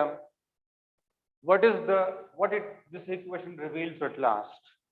This equation gives the relationship between the electric field, of course, linear charge density, and also the radius of this particular part. But epsilon naught ಗೊತ್ತಾಯಿದೆ ನನಗೆ. And permittivity of free space in the karitave. How it depends. Electric field is directly proportional to what? Surface charge density. Sorry, linear charge density. Electric field is directly proportional to linear charge density. Electric field is inversely proportional to this R. R ಜಾಸ್ತಿ ಆದ್ರೆ ನನಗೆ ಏನಾಗುತ್ತೆ? Electric field ಕಡಿಮೆ ಆಗ್ತಾ ಬರುತ್ತೆ. So lambda ಜಾಸ್ತಿ ಆದ್ರೆ ನನಗೆ ಏನಾಗುತ್ತೆ? ಲ್ಯಾಂಬ್ಡಾ ಜಾಸ್ತಿ ಆಗೋದು ಏನಾಗುತ್ತೆ ಅಲ್ಲಿಗೆ? ಸೊ ಅಲ್ಲಿ ಕ್ಯೂ ಜಾಸ್ತಿ ಇರಬೇಕು, ಲೆಂತ್ ಕಡಿಮೆ ಇರಬೇಕು, ಅಥವಾ ಲೆಂತ್ ಜಾಸ್ತಿ ಇರಬೇಕು. ಲೆಂತ್ ಜಾಸ್ತಿ ಆದ್ರೆ ಲ್ಯಾಂಬ್ಡಾ ಕಡಿಮೆ ಆಗ್ತಾ ಬರುತ್ತೆ. The value of E is proportional to, so that is once again lambda, value of E is inversely proportional to what? R. Therefore, this is the ultimate expression, a very important 5-mark question in your examination. First diagram carries 1 mark, up to equation 1 carries 1 mark. So equation 2 carries 1 mark. So that is third one mark, 1, 2, 3. So that is substitution. So this is the substitution for everything. 4th, 5th 1 mark. Therefore, first application of Gauss theorem.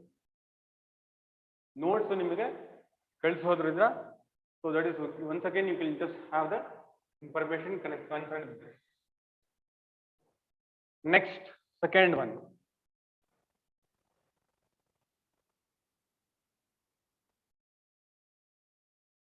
Second derivation.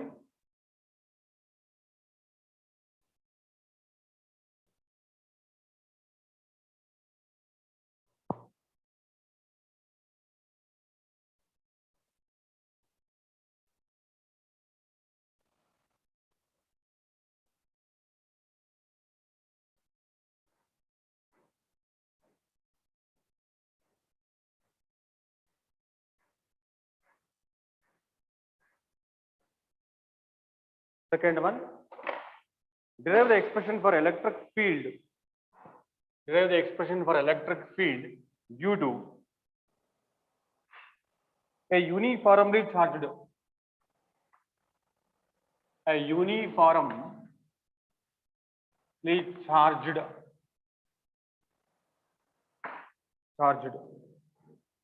infinite plane sheet. Infinite plane sheet. Infinite plane sheet.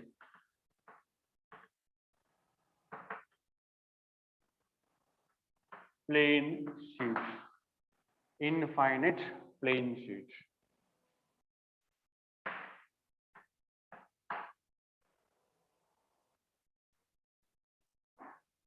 ಏನಾಗದ infinite plane sheet ಅಂತ ಅಂದ್ರೆ we can take a infinite plane sheet like this. ಒಂದು plane sheet ತಗೊಳ್ತಾನೆ, ಇದು infinite plane sheet ಅಂತಂದ್ರೆ ಈ ರೀತಿ ಬರ್ತಾ ಹೋಗುತ್ತೆ. ನಾವು ಈ ರೀತಿ ಬರೀಬಹುದು ಇದನ್ನು.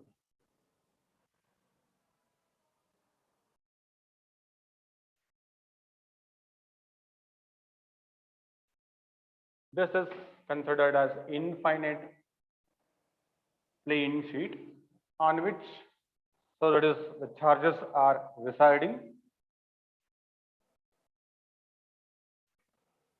So we have to get the region of Gaussian surface.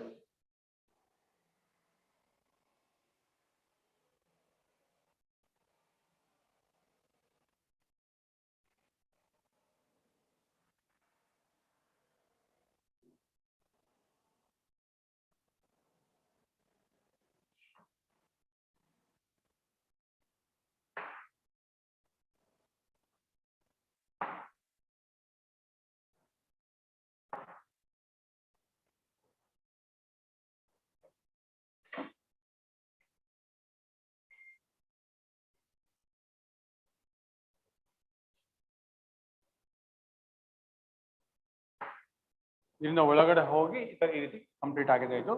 This is once again considered as an infinite charged plane sheet ಅಂತ ತಗೊಳ್ತೀನಿ.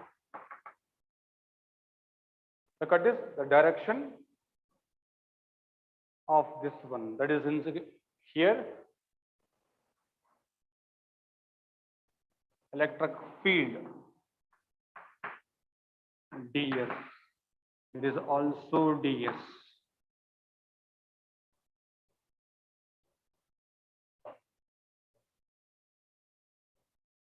This is Gaussian surface.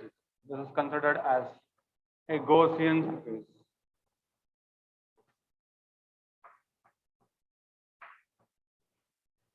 Gaussian surface.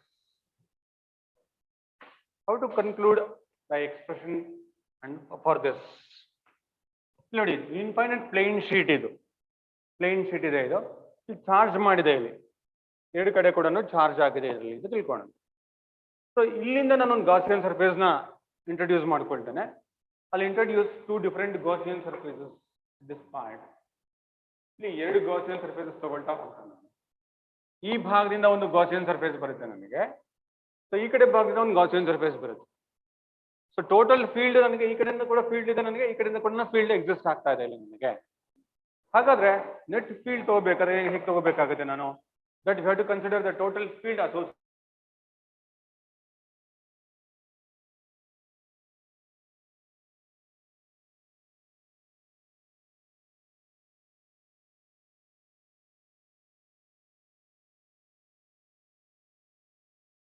of the end faces. End faces. It is end faces of the cylinder. Of the cylinder ಅಂತ ತಗೋತೀನಿ. Area of end faces of the cylinder ಅಂತ ಹೇಳ್ತಾ ಹೋಗ್ತೀನಿ. The value of phi is equal to how much? So E. So into how much? This is E into 2 into ds ಆಗ್ತಾ ಬರುತ್ತೆ ಇಲ್ಲಿ. I'll put it as a first equation. Look at the condition. See here we find 2 different surfaces like this. ಎರಡು surface ತಗೊಳ್ತಾ ನಾನು ಇಲ್ಲಿ. ಇದು ಒಂದು Gaussian surface, ಇದು ಒಂದು Gaussian surface. Value of phi, net flux. So net flux related with two different parts, two different that is Gaussian surfaces. ಈ ಕಡೆಯಿಂದ ಬರ್ತಕ್ಕಂಥ ಫ್ಲಕ್ಸ್ ತಗೊಳ್ಬೇಕು, ಈ ಕಡೆಯಿಂದ ಬರ್ತಕ್ಕಂಥ ಫ್ಲಕ್ಸ್ ತಗೋಬೇಕು. ಇಲ್ಲೂ ಕೂಡ ನಾನು ಏನಂತ ತಗೊಳ್ತೇನೆ, it is also considered as EDS, E electric field it is. What about the value of phi in this case? Value of phi is found to be E into 2 into ds ಅಂತ ತಗೊಳ್ತೇನೆ. Let us write it as equation 1. First equation means the total flux is once again equal to, so it is once again E into 2 times the value of ds. Consider a Gaussian surface, it is infinitely charged plane plate. Okay, and then moreover, to know about electric flux related with it, so let us consider a Gaussian surface of a cylindrical Gaussian surface at one point, let us say point P. ಇದೆಲ್ಲ ಒಂದು point ಇದೆ, ಇದ್ರ ಮೂಲಕ flux ಹೋಗ್ತಾ ಇದೆ ನನಗೆ ಎರಡು ಕೂಡ. ಸೊ ಈ ಕಡೆಯಿಂದ ಕೂಡ ಒಂದು, ಈ ಕಡೆಯಿಂದ ಕೂಡ ಒಂದು ಶೀಟ್ ಮಧ್ಯದಲ್ಲಿ ಒಂದು ಪೈಪ್ ಟೈಪ್ ನಾನು ತೋರಿಸ್ಬಿಟ್ಟು ಆ ರೀತಿ ಬರುತ್ತೆ, ಆ ರೀತಿ ಬರುತ್ತೆ. ಇಲ್ಲಿ ಈ ಡಿ ಎಸ್ ಇದು ಇಲ್ಲಿ ಎಲೆಕ್ಟ್ರಿಕ್ ಫೀಲ್ಡ್, ಇದು radial flux. So the area is found to be d s. Totally how much it is? phi is equal to E into 2 times ds ಅಂತ ಬರೆದಿದ್ದೀನಿ. That is one part of the equation. One equation clear ಆಯ್ತು ನನಗೆ. Next, so here the charge, let us take up the second part of it. The charge enclosed. Here the charge enclosed by the Gaussian surface, by the Gaussian surface,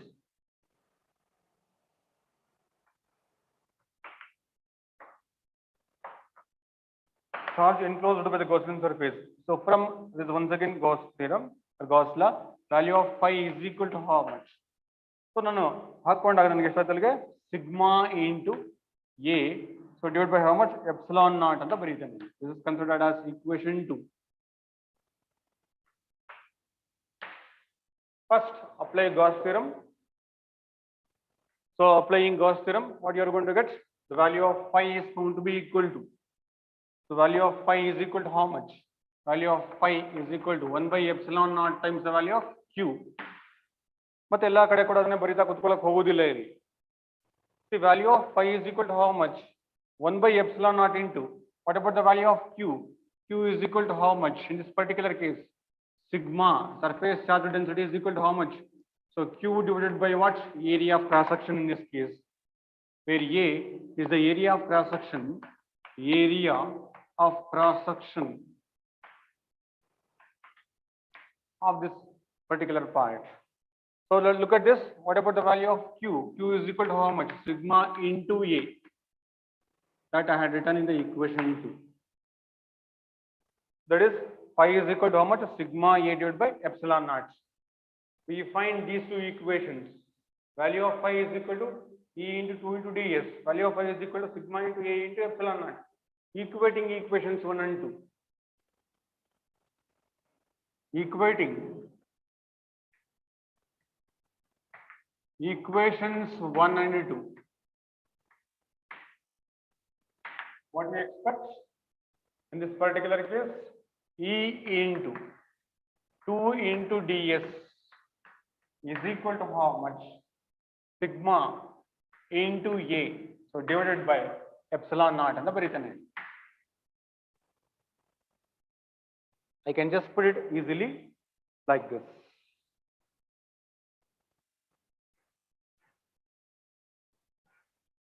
What about the value of ds in this particular case? 2 into ds, like sigma into values. That is E into 2 into ds is equal to sigma into A into epsilon naught in it. E is equal to how much? E is equal to how much? I want the value of E in this particular case. E is equal to how much? Ready? ಇಲ್ಲಿ ನನಗೆ sigma into, so ds it is. Area is equal to how much? ds. Correct? Area ilden ತಗೊಂಡಿದ್ದೇನೆ, ds ಅಂತ ತಗೊಂಡಿದ್ದೇನೆ. So ds cancels in this particular case. So therefore the value of E is equal to how much? Sigma divided by how much? 2 into how much? Epsilon naught. You can simplest form ಅಲ್ಲಿ ಬರೀತಾ ಇದ್ದೀನಿ ಅಷ್ಟೇ. Board correct clarity ಸಿಗಲಿ ಅಂತ E in 2 into ds ಆಯಿತು sigma into, so what about the value of A? A is equal to how much? ds in this particular case. E is equal to sigma by 2 into epsilon naught. Therefore, the value of electric field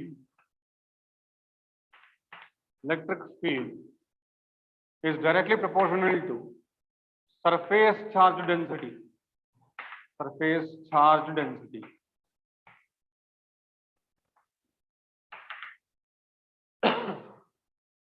Electric field is directly proportional to surface charge density. It's one more point.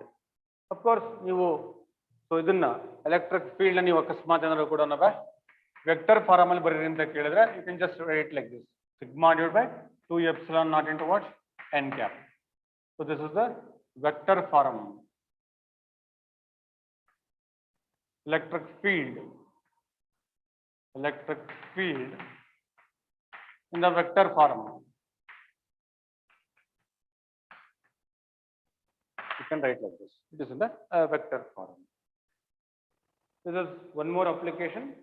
As per the Gauss law is concerned, derive the expression for electric field due to a uniformly charged infinite plane sheet. So due to a that is one second.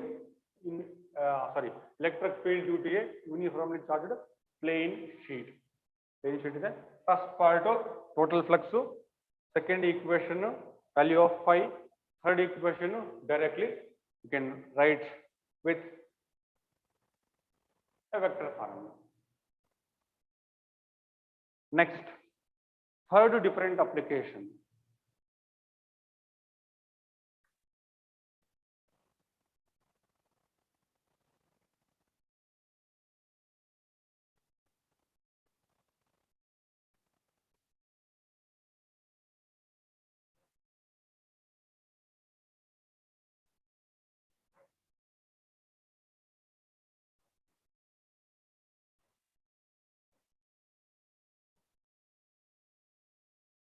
Third one, electric field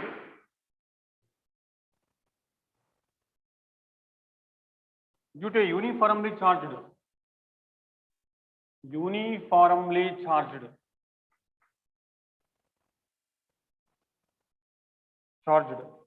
thin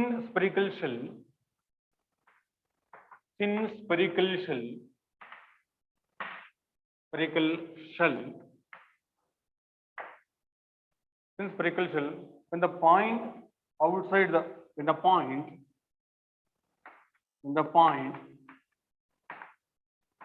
is outside the conductor. When the point is outside the conductor.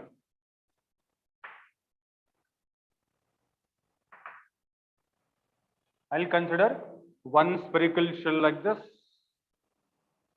a charged spherical shell. This is charged one. I can expect charges on the surface of it. It is also known as equipotential surface. A spherical surface is the best example. Charged spherical surface is the best example for equipotential surface. It is. The radius of this one is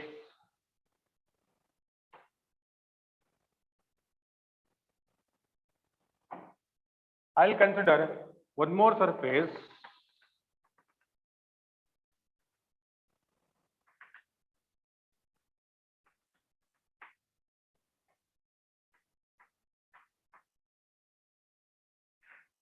This is a Gaussian surface.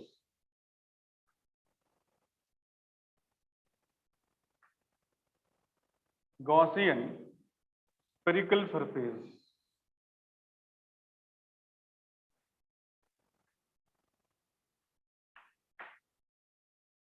ಇದರ radius ನಾನು ಮತ್ತೆ ತಿರ್ಗಾ ತಗೊಳ್ತಾನೆ ಒಂದು part ಇದು. This is considered as of course small r ಅಂತ ತಗೊಳ್ತಾನೆ. This is considered as let us say capital R.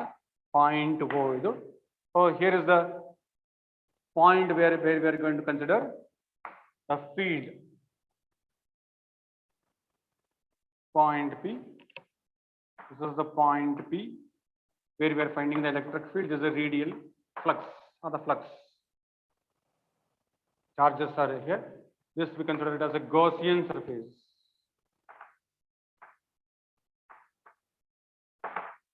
Gaussian surface. So let us say the area, this is considered as, of course, AB in the considered as surface area. The AB is the surface area, point P at which we are going to determine the net amount of electric field.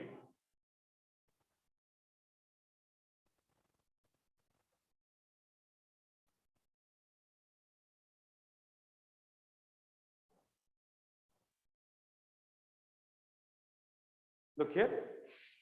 Let us consider a spherical surface of radius capital R, and moreover, it's a charged that is a charged spherical surface. Moreover, I want to find out the total electric field due to all the charges present on the surface. I can determine the charge. I can determine electric field due to this with the help of a Gauss theorem or Gauss law. Gauss theorem anta heli previous syllabus alli helta idru. Gauss law anta heltave ಈಗ ನಾವು. So of course ಎರಡು ಕೂಡ ಒಂದೇನೇ ಇಲ್ಲಿ. So Gaussian surface ನಾವು consider ಮಾಡ್ತೇವೆ. ಯಾವ shape ಅಲ್ಲಿ ಇರುತ್ತೋ ಇದೊಂದು imaginary surface around the charges it is. ಈಗ ಫೀಲ್ಡ್ ಲೈನ್ಸ್ ಇಲ್ಲಿಂದ ಬರ್ತಾ ಇರ್ತಕ್ಕಂಥ ಚಾರ್ಜ್ ಇಂದ ಬರ್ತಾ ಇರ್ತಕ್ಕಂಥ ಫೀಲ್ಡ್ ಲೈನ್ಸ್ ಎಲ್ಲ ಕೂಡ ಗಾಸಿಯನ್ ಸರ್ಫೇಸ್ ಅಲ್ಲಿ ಮೂಲಕನೇ ಪಾಸ್ ಆಗ್ತಕ್ಕಂಥದ್ದು. Gaussian surface ಅನ್ನು ಒಳಗಡೆ ತಗೊಳ್ಳೋಕೆ ಆಗೋದಿಲ್ಲ ಇಲ್ಲಿ. Field lines are just moving away from this region of space. So therefore we'll collect once again ಆ ಫೀಲ್ಡ್ ಫೀಲ್ಡ್ ಲೈನ್ಸ್ ಎಲ್ಲೆಲ್ಲಿ ಹೋಗ್ತಾರೆ ಎಲ್ಲ ಪೂರ್ತಿ ಸೇರಿಸಿ ನಾನು ಕಟ್ ಹಾಕಿದಾಗ ಇಲ್ಲಿ ಒಂದು Gaussian surface ಅಂತ ಇಮ್ಯಾಜಿನ್ ಮಾಡ್ಕೊಳ್ತಾನೆ.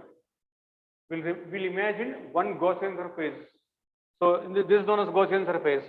ಅದರಲ್ಲಿ ನಾನು ಏನು ಮಾಡ್ತೀನಿ, ಒಂದು ಪರ್ಟಿಕ್ಯುಲರ್ ಏರಿಯಾ ತಗೊಳ್ತೀನಿ for the sake of simplicity. So in that particular case, I'll take up the flux, the radial flux or the flux that are moving exactly perpendicular to the surface. Of course, the value of theta is how much? 0 in this case. Cos 0, that is 1. Maximum flux passing through this particular region of space it is. In the proof model reality, we can prove it easily with the help of that is Gauss theorem. So what about the value of d phi? Of course, the first equation, d phi is equal to how much? E is cos theta into how much? ds anta barita idane. The equation for the flux it is. Flux generated because of this particular region of space. The value of d phi is equal to this much. So of course, the value of theta is equal to how much? 0 in this case. The value of d phi is equal to how much? E ds it is. Because we are just considering only the flux that are moving. So in this particular part, in general, we consider it as a radial flux. Next part of our discussion is concerned with, so there's once again, for an entire surface, for a whole surface or entire surface, the whole of the surface, ಹೊರಗಡೆ ಇರತಕ್ಕಂಥ surface ಗೆ flux ನನಗೆ ಎಷ್ಟು ಬರುತ್ತೆ ಅಂತ calculate ಮಾಡ್ತೇನೆ. Value of phi is equal to how much? E into integral of this ds.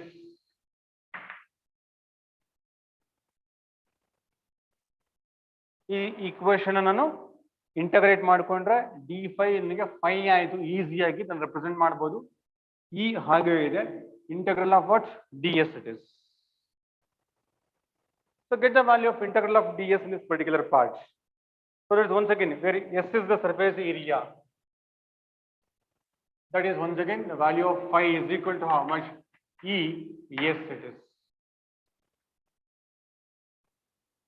S is the total surface area. Total surface area. We just consider it as total surface area. Is equal to how much? Total surface area for this particular sphere S is equal to how much? 4 pi r square ಇಂದ ಬರೀತೇನೆ. The value of phi is equal to how much? E into 4 pi r square I can write it as. This is the value of net flux related with the surface. It is net flux related to the surface is equal to how much? Yes, 4 pi r square it is. So for that sphere, this is the point P. It is away. Point P is outside the sphere.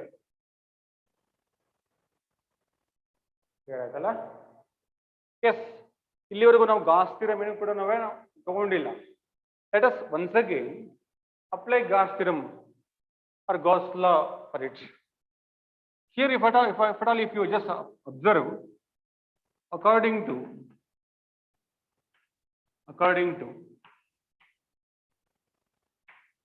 Gauss law or Gauss theorem, Gauss law it is.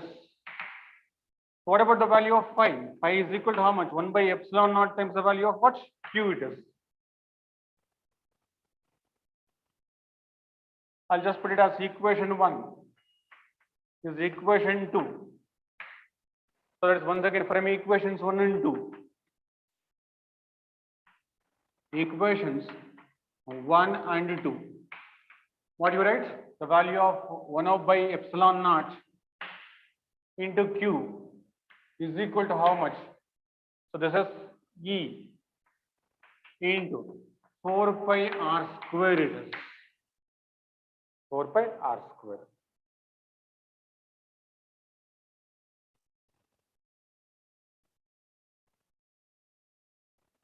Get the value of expression E. See, the value of expression E is equal to how much? E is equal to. So E is equal to how much? Yes, write it properly. So in this particular 1 by 4 pi epsilon naught, 1 over 4 pi epsilon naught into, what about this one? This Q divided by what? R square it is.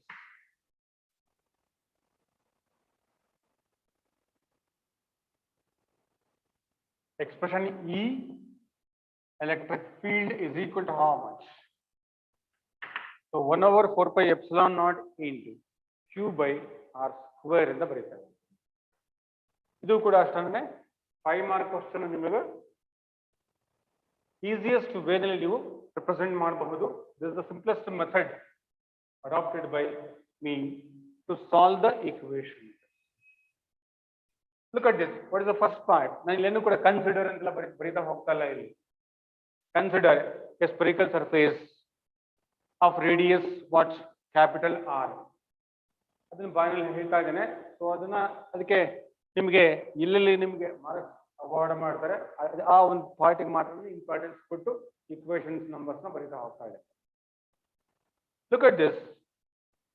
A sphere of radius R, so with center O it is totally charged with positive polarity.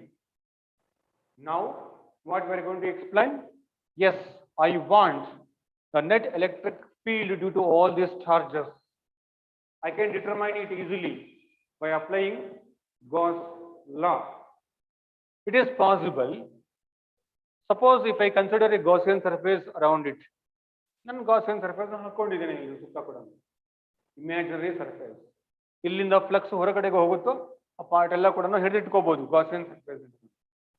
ಹಾಗಾದ್ರೆ ಈ Gaussian surface ನಾನು ತಗೊಂಡಾಗ ನನಗೆ let us find out the net flux through the surface. ಈ ಒಂದು particular ಏರಿಯಾದಿಂದ ತಗೊಳ್ತೇನೆ, ಒಂದು ಭಾಗದಿಂದ ಮಾತ್ರ ತಗೊಳ್ತೇನೆ. d phi is equal to how much? E so cos theta into ds. E cos theta or E ds cos theta ಅಂತ ಬರೀಬಹುದು. ನಾನು ತಗೊಳ್ತಾ ಇರ್ತಕ್ಕಂಥದ್ದು ಇಲ್ಲಿ ಸೊ ವ್ಯಾಲ್ಯೂ ಆಫ್ ಥೀಟಾ ಎಷ್ಟಾಗುತ್ತೆ ನನಗೆ ಇಲ್ಲಿ? ಸೊ 0 ಆಗುತ್ತೆ. ರೇಡಿಯಲ್ ಫ್ಲಕ್ಸ್ ಅಂತ ಕೂಡ ಹೇಳ್ತಾ ಇದ್ರು. ಸೊ ಅದು ಹೇಳ್ಬೋದು, ತೊಂದರೆ ಇಲ್ಲ. Theta is equal to how much? 0. Value of phi is equal to how much? E ds. It is clear. Next part is for whole of the surface. ಈ ಪೂರ್ತಿ ಸ್ಪೆರಿಕಲ್ ಸರ್ಫೇಸ್ ತಗೊಂಡ್ಬಿಟ್ರೆ ನನಗೆ ರೇಡಿಯಸ್ ಎಷ್ಟಿದೆ? Small R ಇದೆ ಇಲ್ಲಿ. So whole of the surface ತಗೊಂಡ್ರೆ ಇಲ್ಲಿ integral of d phi is equal to how much? Phi ಅಂತ ಬರೀತೇನೆ. So E into how much? This is S. D S becomes S. Simplest formal ಬರೀಬಹುದು. ಇಲ್ಲ sir ನಾನು sigma ಅಂತ ಬರ್ಕೋತೀನಿ, sigma d S ಅಂತ ಬರ್ಕೊಳ್ತೇನೆ, sigma d S is equal to 4 pi r square ಆಗುತ್ತೆ. That is also okay, no problem. Next part is once again I'll take up phi is equal to E into ds ಆಯ್ತು ನನಗೆ. So phi is equal to E into S ಎಷ್ಟಾಗುತ್ತೆ ನನಗೆ? S is the total surface area is equal to how much? 4 pi r square ಆಗ್ತಾ ಬರುತ್ತೆ. The value of phi is found to be E into 4 pi r square. So according to Gauss law, we have the statement electric flux is numerically equal to, so it is Q by epsilon naught. Our total, so electric flux is equal to how much? Q times Q, 1 by epsilon naught times the net charge enclosed on its surface. Q is the net charge enclosed on its surface. Sorry. So from these two equations, equate these two. This could have flux, this could have flux, this could have total flux, this could have total flux. From equations 1 and 2, we can write 1 by epsilon naught times the value of Q is equal to how much? E into 4 pi r square. Next bhaga yavadu? So get the value of expression for E. I want, because my aim is to derive the expression for electric field due to a uniformly charged thin spherical shell. It is electric field E is equal to how much? E na idana ee kade tagondre shaitalge. So therefore, so 1 over 4 pi epsilon naught into r square. Denominator barutte illi. Q remains in the numerator. Ide expression na neevu derive madirtira. First part of the equation, electric field. So due to electric field due to a single isolated point charge, that is equal to how much? 1 over 4 pi epsilon naught, because the sphere is kept in air or vacuum. That is 1 by epsilon naught. It is 1 over 4 pi epsilon naught into Q divided by r square. What is our final conclusion? Of course, the final conclusion is this: electric field is directly proportional to what? Q. And then the electric field is inversely proportional to what? Radius of the sphere it is. In this particular case, suppose the point P antakantadidu, point P lies exactly on the surface of the conductor. Then what happens? The value of E is equal to how much? 1 over 4 pi epsilon naught into Q by versus r square anta baribodu.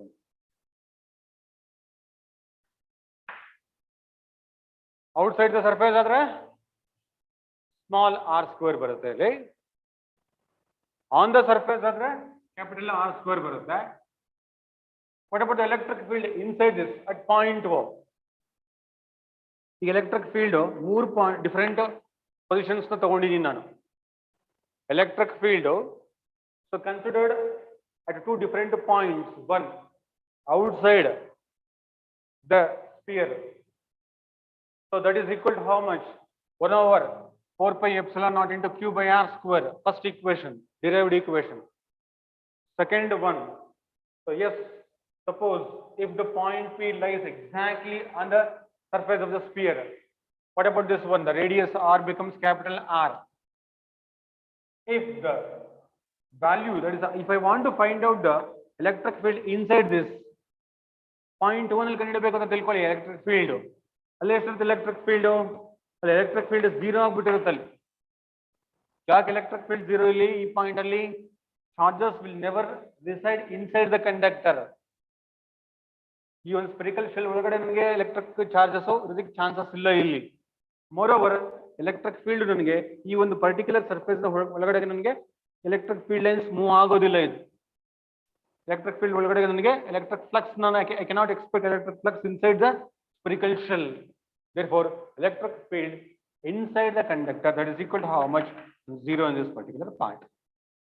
ಅಲ್ಲಿಗೆ 3 different criteria ಕೂಡ exam ಅಲ್ಲಿ ಕೇಳಬಹುದು. Derive the expression for electric field due to a uniformly charged thin spherical shell when the point is outside the conductor. Derive ಮಾಡಿದ ಯಾವುದು? Point is outside the conductor. Second one is point. ಇಲ್ಲಿ ನಿಮಗೆ point it is on this on the conductor. Point within the conductor. The one equation is. This is the second equation. Third one. ಅಲ್ಲಿಗೆ three different points clear ಆಯ್ತು. This is purely concerned with so electric field and of course applications of Gauss law. So as per the syllabus, we'll have three different derivations. Each derivation carries 5 marks. And moreover, ನೀವು ಯಾವ್ದಾದ್ರು question ಪೇಪರ್ನ ತೆಗೆದು ನೋಡಿದ್ರೆ ಈ ಮೂರು derivations ಅಲ್ಲಿ ಯಾವ್ದಾದ್ರು ಕೂಡ ಒಂದು so almost all alternate examinations ಅಲ್ಲಿ ಇದ್ದೇ ಇರುತ್ತೆ. ಹಾಗಾಗಿ ಮೂರನ್ನು ಬರೆದು ಚೆನ್ನಾಗಿ ಪ್ರಾಕ್ಟೀಸ್ ಮಾಡಿ ಸೊ ಮಾಡಿದ್ರೆ it's somewhat easy for you to score very good marks. Sometimes ಯಾವುದೋ ಒಂದು ಕ್ವಶನ್ ಪೇಪರ್ ಅಲ್ಲಿ ಮಾತ್ರ ಇದನ್ನ 3 ಮಾರ್ಕ್ ಕ್ವಶನ್ ಆಗಿ ಕೊಟ್ಟಿದ್ರು ಇದನ್ನ. So not to worry, so better to just okay write it everything. So ನಾನು ಇಲ್ಲಿ ಎಕ್ಸ್ಪ್ಲನೇಷನ್ ಫಾರ್ ದ ಡಯಾಗ್ರಾಮ್ ಬರ್ದಿಲ್ಲ, ಅದೊಂದನ್ನು ಮಾತ್ರ ನೀವು ಬರ್ಕೋಬೇಕಾಗುತ್ತೆ. Spherical shell of radius R, ಮತ್ತೆ ಇದ್ರದ್ದು ರೇಡಿಯಸ್ ಗೌಸಿಯನ್ ಸರ್ಫೇಸ್ ರೇಡಿಯಸ್ ಎಷ್ಟಿದೆ, ಸ್ಮಾಲ್ ಆರ್ ಇದೆ. So that is once again spherical shell capital R ಇದೆ. That we have to write. Except that everything is cleared in this. This completes the Gauss law and its applications. Thank you very much.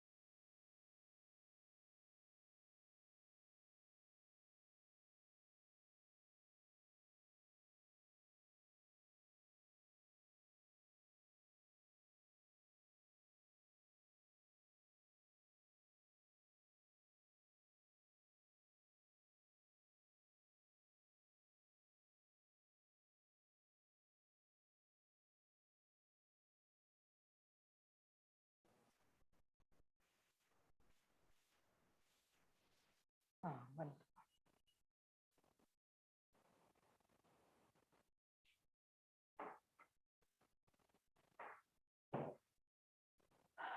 last class, we have studied about the nucleophilic substitution reaction mechanism, SN1 and SN2. What all the differences also we have studied.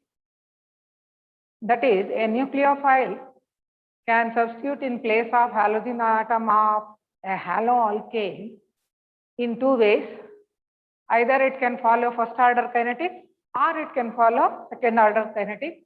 Based on that, it is said to be SN1 mechanism and SN2 mechanism.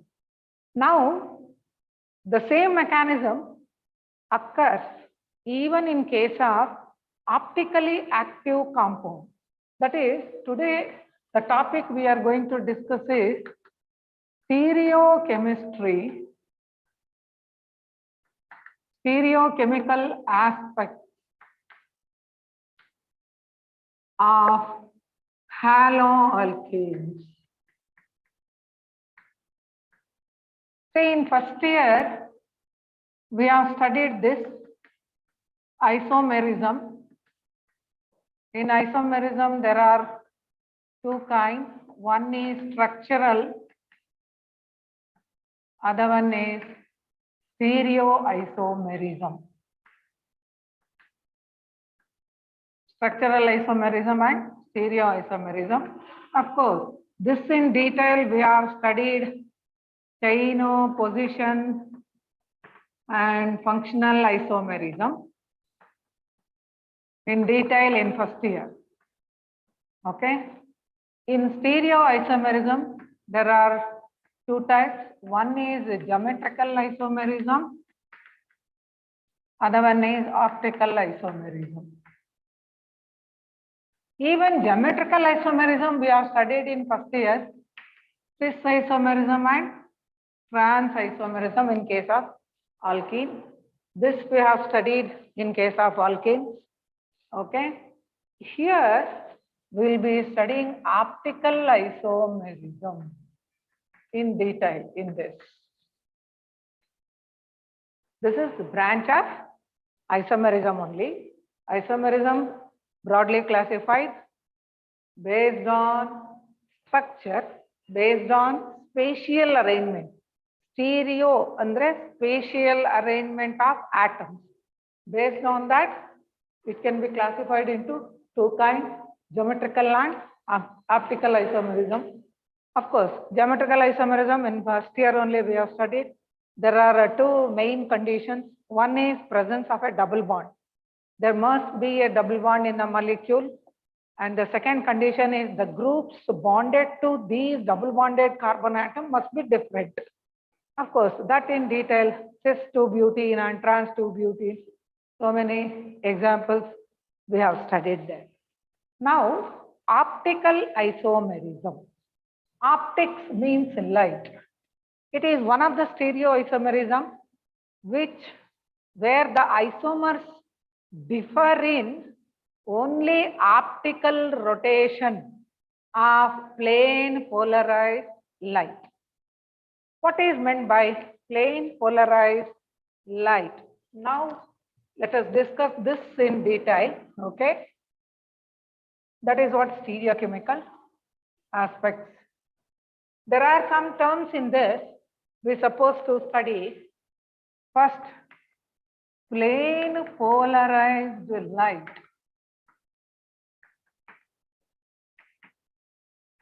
In short, we can write PPL. As you know, ordinary light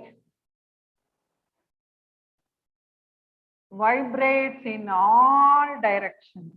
There is no restriction for the movement of this ordinary light. When this light is passed through a nickel prism,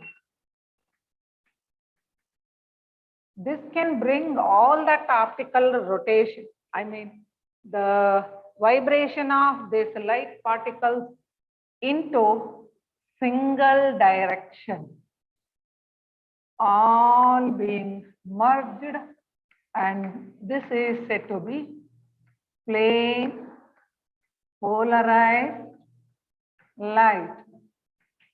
Okay. The optical rotation of ordinary light is brought to single plane. Hence, it is said to be plane polarized light. We are supposed to pass this plane polarized light through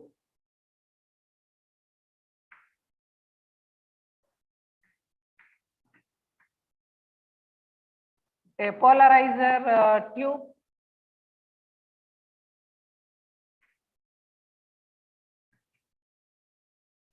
having optically active, having solution of optically active organic compound.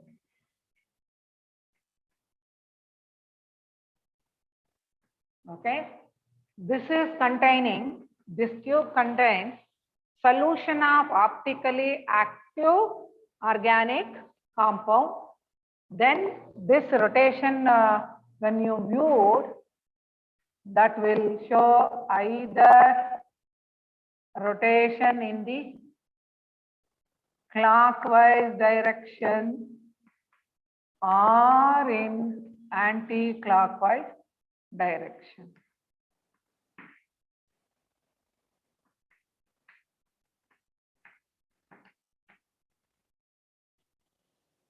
This is anti-clockwise, anti-clockwise and clockwise direction. The plane polarized light is rotated in clockwise or in anti-clockwise direction. So, suppose if it is rotating the plane polarized light in a clockwise direction, this is known as dextrorotatory.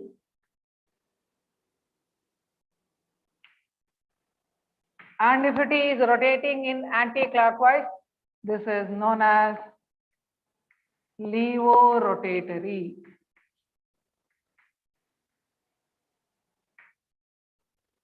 Generally, this is represented by minus sign and this is represented by plus sign. The isomers are represented as D isomer and L isomer. Sorry, this is L isomer and this is D isomer. These terms we must know. What is plane polarized light? The light which will rotate in a single plane, that is known as plane polarized light. How do we get this? When ordinary light is passed through Nicol prism, we get plane polarized light because the optical, that is the rotation of light rays brought to single plane. Okay, hence it is said to be plane polarized. It is making polarize andre ಏನು ಒಂದೇ direction ಅಲ್ಲಿ move ಆಗೋಗೆ ಮಾಡುತ್ತೆ. That is what ಒಂದೇ plane ಅಲ್ಲೇ move ಆಗ್ತಾ ಇರುತ್ತೆ. ಹಾಗಾಗಿ plane polarised light we call it. When you pass that plane polarised light through a solution of optically active compound, it may be an organic compound here, of course, that plane polarized light can rotate in clockwise and it can also rotate in anti-clockwise. Any one direction, the rotation will be seen. What is the instrument to see this? This is said to be polarimeter.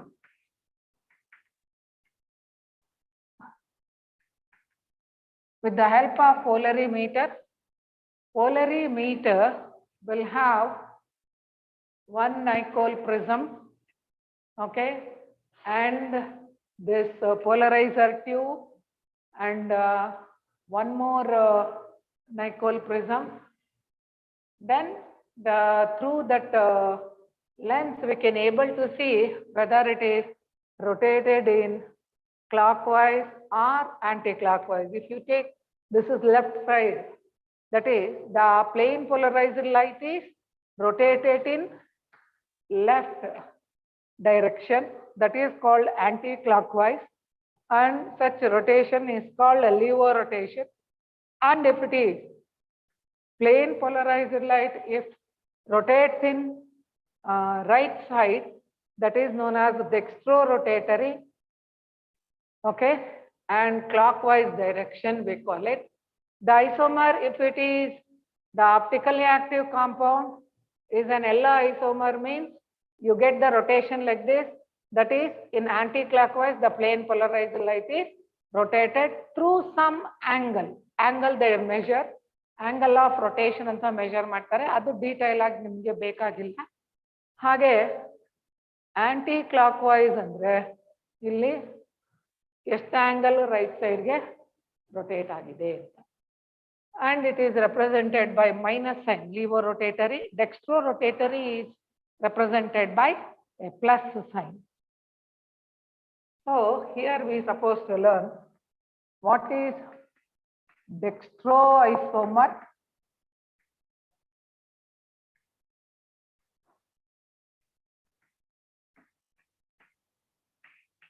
levoisomer.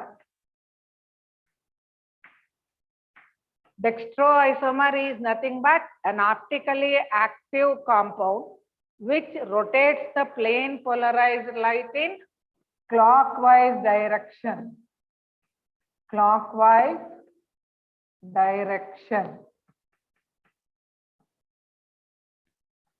Rotates plane polarized light in clockwise direction. Levoisomer means which rotates plane polarized light in anti-clockwise direction. Okay, and this is said to be D isomer symbol, and the sign is either you can represent it as D or you can represent as positive sign. Levoisomer is generally represented as L or minus. Example ಹೇಳೋದಾದ್ರೆ, example, okay, plus lactic acid, okay, ಅಥವಾ D-lactic acid ಅಂತಾನೂ ಹೇಳ್ಬೋದು, minus lactic acid or L-lactic acid. ಹಾಗೆ ಇನ್ನೊಂದು ಹೇಳೋದಾದ್ರೆ plus 2-bromobutane, okay, ಅಥವಾ D-2-bromobutane ಅಂತಾನು ಹೇಳ್ಬೋದು. ಇನ್ನೊಂದು minus 2-bromobutane and L-2-bromobutane. So the various terms are ಒಂದು ಪ್ಲಸ್ ಸೈನ್ ಇಂದ ಆದ್ರೂ ರೆಪ್ರೆಸೆಂಟ್ ಮಾಡಿ ಅಥವಾ ಡಿ ಇಂದ ಆದ್ರೂ ರೆಪ್ರೆಸೆಂಟ್ ಮಾಡಿ ಆ ಕಾಂಪೌಂಡ್ ಹೆಸರು. What is meant by plus lactic acid? This lactic acid rotates the plane polarized light in clockwise direction. This isomer. Minus isomer means minus lactic acid ಅಥವಾ L-lactic acid ಅಂದ್ರೆ ಏನು? The lactic acid molecule rotates the plane polarized light in anti-clockwise direction. ಅದೇ ತರ bromobutane, another example, 2-bromobutane, plus ಇದೆ minus ಇದೆ. Plus ಅಂದ್ರೆ ಏನು? It is a dextroisomer. What is dextroisomer? This 2-bromobutane rotates the plane polarized light in clockwise direction, and minus 2-bromobutane that will rotates the plane polarized light in anti-clockwise direction. Okay. Why particular examples we have considered? There must be stereocenter or asymmetric carbon. Idu first condition. Okay. To show optical activity, the molecule must have an asymmetric carbon ಅಥವಾ ಅದನ್ನ stereo centre ಅಂತಾನು ಕರಿತೀವಿ. What is meant by asymmetric carbon? Okay.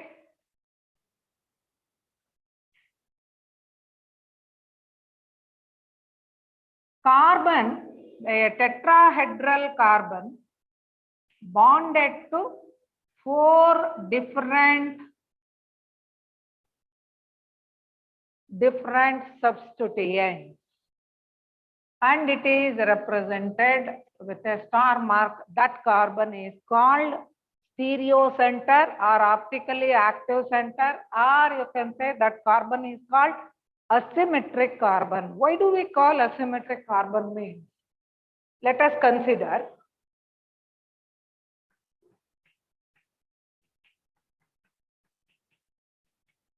methane. Let us consider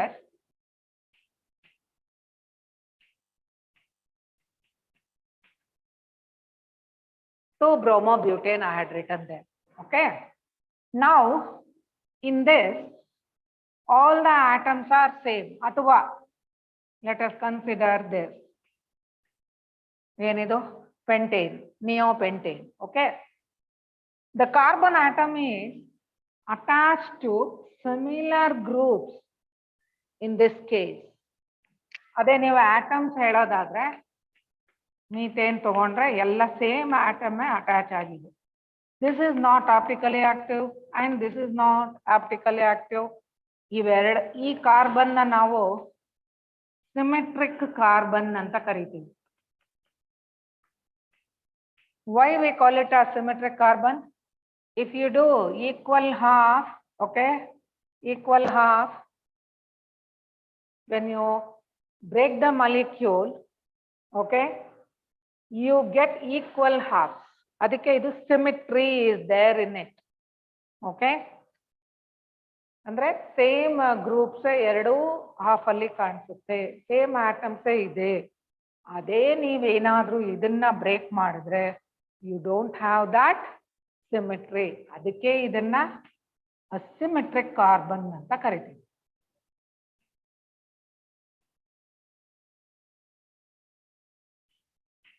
Asymmetric carbon ಅಥವಾ optically active carbon ಅಥವಾ ಏನು stereo center of that molecule, you can call it.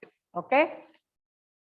Here in these two cases, if they are similar groups, ಅಥವಾ ನೀವು ಎರಡು similar ತಗೊಂಡ್ರು ಆಗ್ಲೂ ಅದು ಸಿಮಿಟ್ರಿನೇ ಆಗುತ್ತೆ. ಎರಡು ಸಿಮಿಲರ್ ಗ್ರೂಪ್ಸ್ ಎರಡು ಹೀಗಿದ್ರು ನೋಡಿ ಬ್ರೇಕ್ ಮಾಡಿದಾಗ you get equal halves. So when the carbon is bonded to 4 different substituents, which is tetrahedral in nature, okay, that carbon is called asymmetric carbon. And if such carbon atom is present in it, then definitely it is optically active. It shows the optical rotation. The solution of that molecule, when you pass the plane polarized light, definitely either it can rotate in clockwise depending upon nature, okay, or it can rotate the plane polarized light in anti-clockwise also. Okay. Asymmetric carbon is very, very important. I'll show you some of the models for this.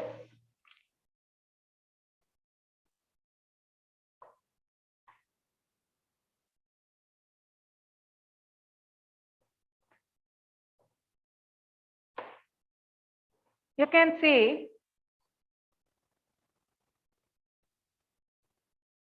this is the middle block ball is said to be carbon, and remaining these are said to be the hydrogen. Let us imagine white one is hydrogen. This is methane, tetrahedral in nature. If that is the case, you can break this molecule so that equal halves are obtained. Suppose if the molecule, ಇದನ್ನ ನಾನು ಇದು ತೋರಿಸ್ತಾ ಇದ್ದೀನಿ, 2 hydrogen 2 methyl groups ಇದೆ ಅಂತ ಇಟ್ಕೊಳ್ಳಿ. ಆಗ ಇದು ಏನಾಗುತ್ತೆ, ಇದು ಸಹ ಈಕ್ವಲ್ ಹಾಫ್ ಬಂದೇ ಬರುತ್ತೆ. When you keep the plane in one direction definitely you get the equal half. ಇದನ್ನ ಹಿಂಗೆ ಬ್ರೇಕ್ ಮಾಡಿದಾಗ you get equal half. 1 hydrogen 1 methyl group ಇಲ್ಲಿ ತೋರಿಸಿದಿನಲ್ಲ ಅದೇ ತರ. If you consider this, see, one is hydrogen, other one is bromine, other one is, let us imagine, this is CH3, and this is blue color one is C2H5. All are different. When all are different, you cannot keep that plane of division in any angle because so that you get equal halves. You will not get the equal halves in it. That is why asymmetric carbon we call it, when it is bonded to 4 different atoms of groups. Okay. And one more term is there, that is said to be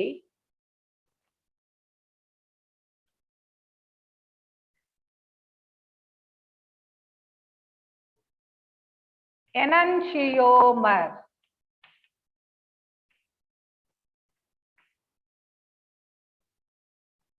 Enantiomer. Now, let us consider for this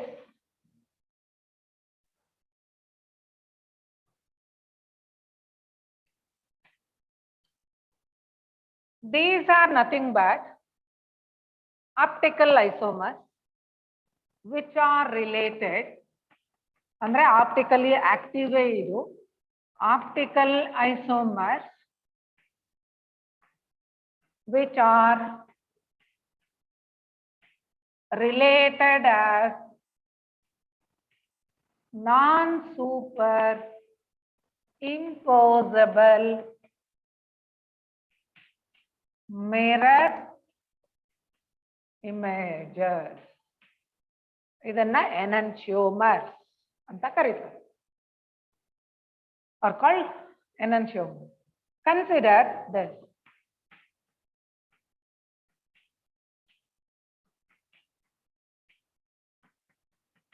This is nothing but 1, 2 bromo butane, 3, 4. ಅದಕ್ಕೆ ಇದೇನಿದು 2 bromo butane. Okay. Keep a mirror here. What is this? This is the mirror. The image of this you get, that is bromine facing here, hydrogen facing away from that. Similarly, this CH3 and C2H5. Now, that is also 2 bromo butane, but these are togetherly said to be enantiomers. Why means this is the optically active center athwa symmetric carbon. Okay.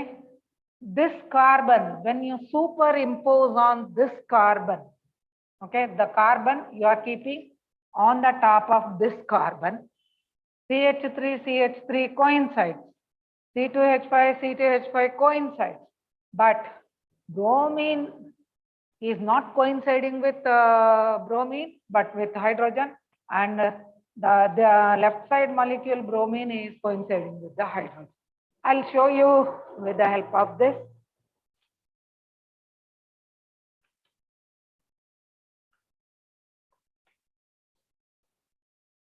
See, I got 2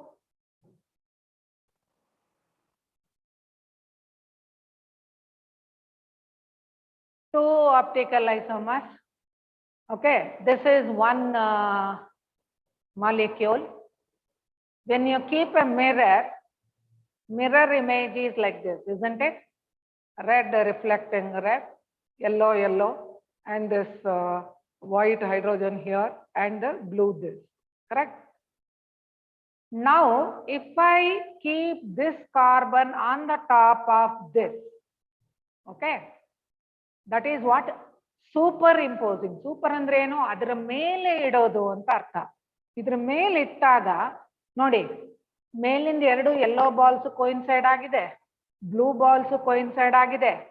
ಆದ್ರೆ ನೋಡಿ, ಈ ಕಡೆ ಒಂದು hydrogen ಇದ್ರೆ ಒಂದು bromine ಇದೆ, ಇನ್ನೊಂದು hydrogen ಇದ್ರೆ ಬ್ರೋಮಿನ್ ಇದೆ. ಇವುಗಳನ್ನ ನಾವು ಏನಂತ ಕರಿತೀವಿ? ಎನನ್ಶಿಯೋಮರ್.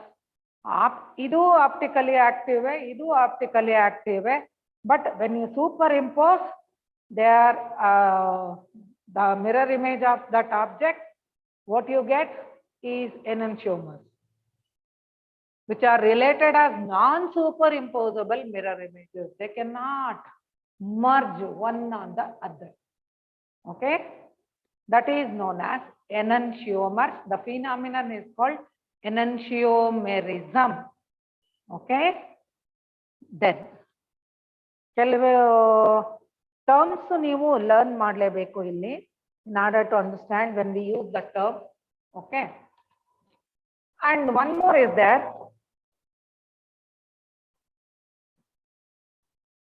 chiral molecule ಅಂತ ಕರೀತಾರೆ. ಏನ್ chiral molecule ಅಂದ್ರೆ, the molecule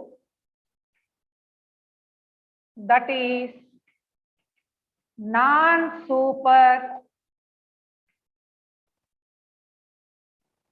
imposable on its mirror image is known as chiral molecule. Okay, ಈಗ ಇವನ್ನ ಇಂಡಿವಿಜುವಲ್ ಆಗಿ ಇದೊಂದು chiral molecule, ಇದೊಂದು chiral molecule you can say. ಇಲ್ಲಿ ಎರಡು ಬರ್ದಿದೀವಲ್ಲ, ಇದು ಒಂದು chiral molecule, ಇದು ಒಂದು chiral molecule. Okay, chiral molecule ಅಂದ್ರೆ ಅರ್ಥ ಆಯ್ತಾ? chiral molecule ಅಂದ್ರೆ the molecule which is not superimposing ಅಥವಾ which is non superimposable on its mirror image. ಇದನ್ನ ಇದ್ರ ಮೇಲೆ ಇಟ್ರು ಅದು ಇಂಪೋಸ್ ಆಗಲ್ಲ. ಓಕೆ, ಅಥವಾ ಈ ಮಾಲಿಕ್ಯೂಲ್ದು ತಗೊಂಡೋಗಿ ಈ ಮಾಲಿಕ್ಯೂಲ್ ಮೇಲೆ ಇಟ್ರು ಸೂಪರ್ ಇಂಪೋಸಬಲ್ ಆಗಲ್ಲ. ಅದಕ್ಕೆ ಇದೊಂದು chiral molecule, ಇದು ಒಂದು chiral molecule. What is chirality? Example ಕೇಳಿದ್ದಾರೆ, ಇದನ್ನ ಎಲ್ಲ ಟೆಕ್ಸ್ಟ್ ಬುಕ್ ಅಲ್ಲಿ ಸಿಗುತ್ತೆ. You need not to copy anything, all definitions are available. chirality ಅಂದ್ರೆ that is the property of a molecule. ಅಂದ್ರೆ ಇದು ಆಪ್ಟಿಕಲಿ ಆಕ್ಟಿವ್ ಮಾಲಿಕ್ಯೂಲ್. ನಾವು ಹೇಳ್ಬೋದು ಇದನ್ನ ಏನಂತ ಕರಿಬಹುದು? Of an optically active molecule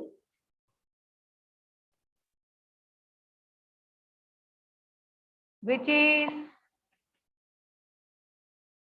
non-super imposable on its mirror image is called chirality. ಆ ಪ್ರಾಪರ್ಟಿನ ಅಂದ್ರೆ chiral ನೇಚರ್ ನ ತೋರಿಸುವಂತ ಪ್ರಾಪರ್ಟಿನ ಏನಂತೀವಿ? chirality. ಏನ್ chiral ನೇಚರ್ ಅಂದ್ರೆ, ಒನ್ಸ್ ಅಗೇನ್ ಅಷ್ಟೇ ಶಾರ್ಟ್ ಆಗಿ ಬರೀಬಾರ್ದು ನಾವಿಲ್ಲಿ. ವಾಟ್ ಈಸ್ ದಟ್ chiral ಅನ್ನೋದನ್ನ ಹೇಳ್ಬೇಕಾಗುತ್ತೆ. ಅದಕ್ಕೆ ಸೆಂಟೆನ್ಸ್ ಶುರು ಮಾಡುವಾಗ ಇದು ಒಂದು ಪ್ರಾಪರ್ಟಿ, ಇದು ಮಾಲಿಕ್ಯೂಲ್ ಅಂತ ತಗೋತೀವಿ. ಇದು property of an optically active molecule which is non superimposable on its mirror image is known as chirality. What is a chiral? A chiral ಅಂದ್ರೆ the molecule, ಇದ್ರ ಆಪೋಸಿಟ್ ಅಷ್ಟೇ, the molecule which is superimposable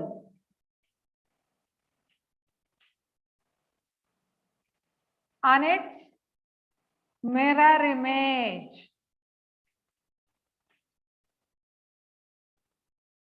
is known as a chiral.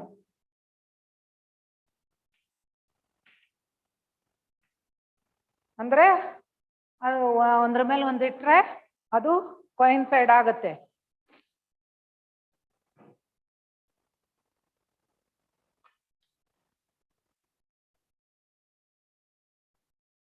ಈಗ ನೋಡಿ,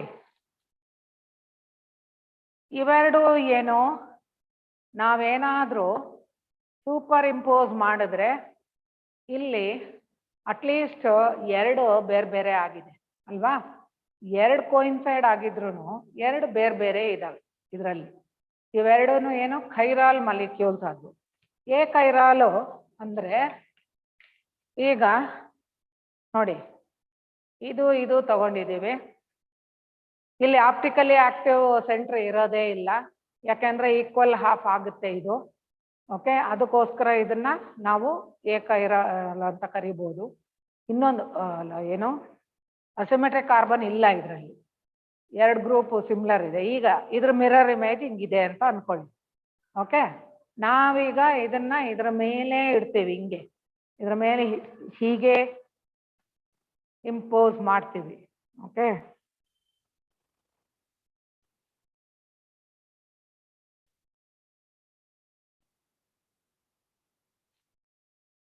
super impose ಮಾಡಿದಾಗ ನೋಡಿ, ಎಲ್ಲೋನೇ coincide ಆಗಿದೆ, ವೈಟೇ coincide ಆಗಿದೆ, ಎಲ್ಲೋನೇ coincide ಆಗಿದೆ.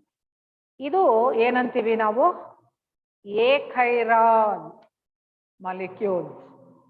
ಸೂಪರ್ ಇಂಪೋಸ್ ಆಗೋವನ್ನ achiral we call it. Superimpose ಆಗದೆ ಇರೋವನ್ನ ಕೈರಾಲ್ ಮಾಲಿಕ್ಯೂಲ್ಸ್ ಅಂತೀವಿ. Which the molecule which is the property of the molecule which is exhibiting the non-superimposable mirror image is said to be chirality. Okay, ಕೇಳಿದರೆ annual exam ಅಲ್ಲಿ what define chirality ಅಥವಾ what is meant by a chiral molecule. ನೀವು answer ಬರೆಯುವಾಗ ಇದೇ ತರ ಬರೀಬೇಕು. Okay, ಕೈರಾಲ್ molecule ಅಂದ್ರೆ ಏನು, ಏ ಕೈರಾಲ್ ಮಾಲಿಕ್ಯೂಲ್ ಅಂದ್ರೆ ಏನು ಅರ್ಥ ಆಯ್ತಲ್ವಾ? ನೋಡಿ ಒನ್ಸ್ ಅಗೈನ್,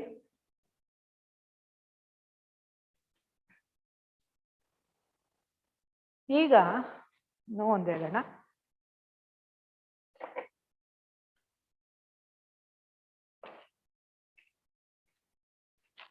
ಇದು 2-ಬ್ರೋಮೋ ಬ್ಯೂಟೇನೆ, ಇದು 2-ಬ್ರೋಮೋ ಬ್ಯೂಟೇನೆ, ಬಟ್ ಇವನ್ನ ಎನ್ಶಿಯೋಮರ್ ಅಂತೀವಿ.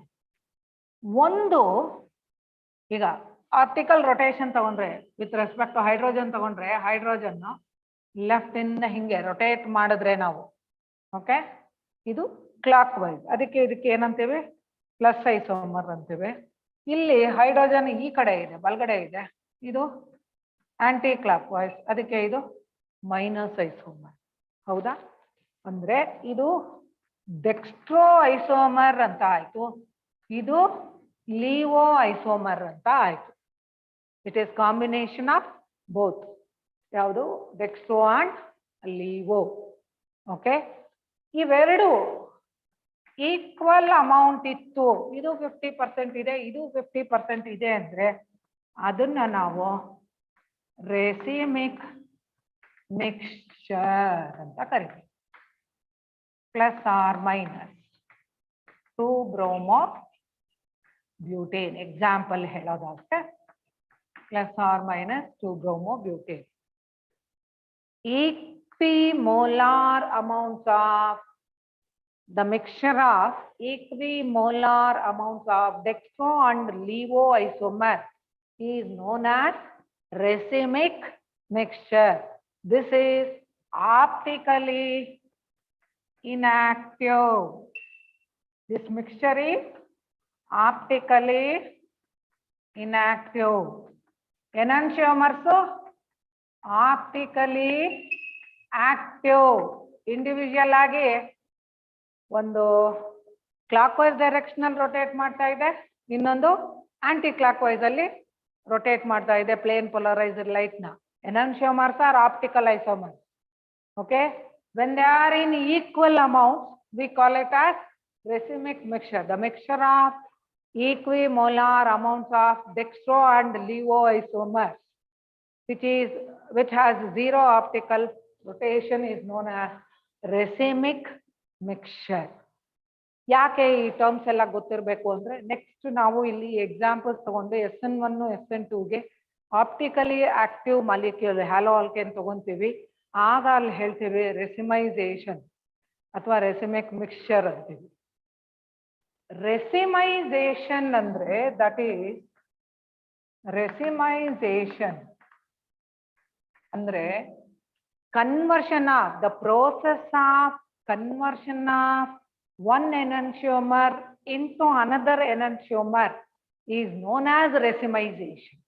ಅಂದ್ರೆ ಪ್ಲಸ್ ಐಸೋಮರ್ನ ಮೈನಸ್ ಐಸೋಮರ್ ಆಗಿ ಕನ್ವರ್ಟ್ ಮಾಡೋ ಪ್ರೋಸೆಸ್ಗೆ ವಿ ಕಾಲ್ ಇಟ್ ಆಸ್ ರೆಸಿಮೈಸೇಷನ್. ಇವೆಲ್ಲ ಟರ್ಮ್ಸ್ ಗೊತ್ತಿರಬೇಕು ನಿಮಗೆ. Okay, what is meant by plane polarized light?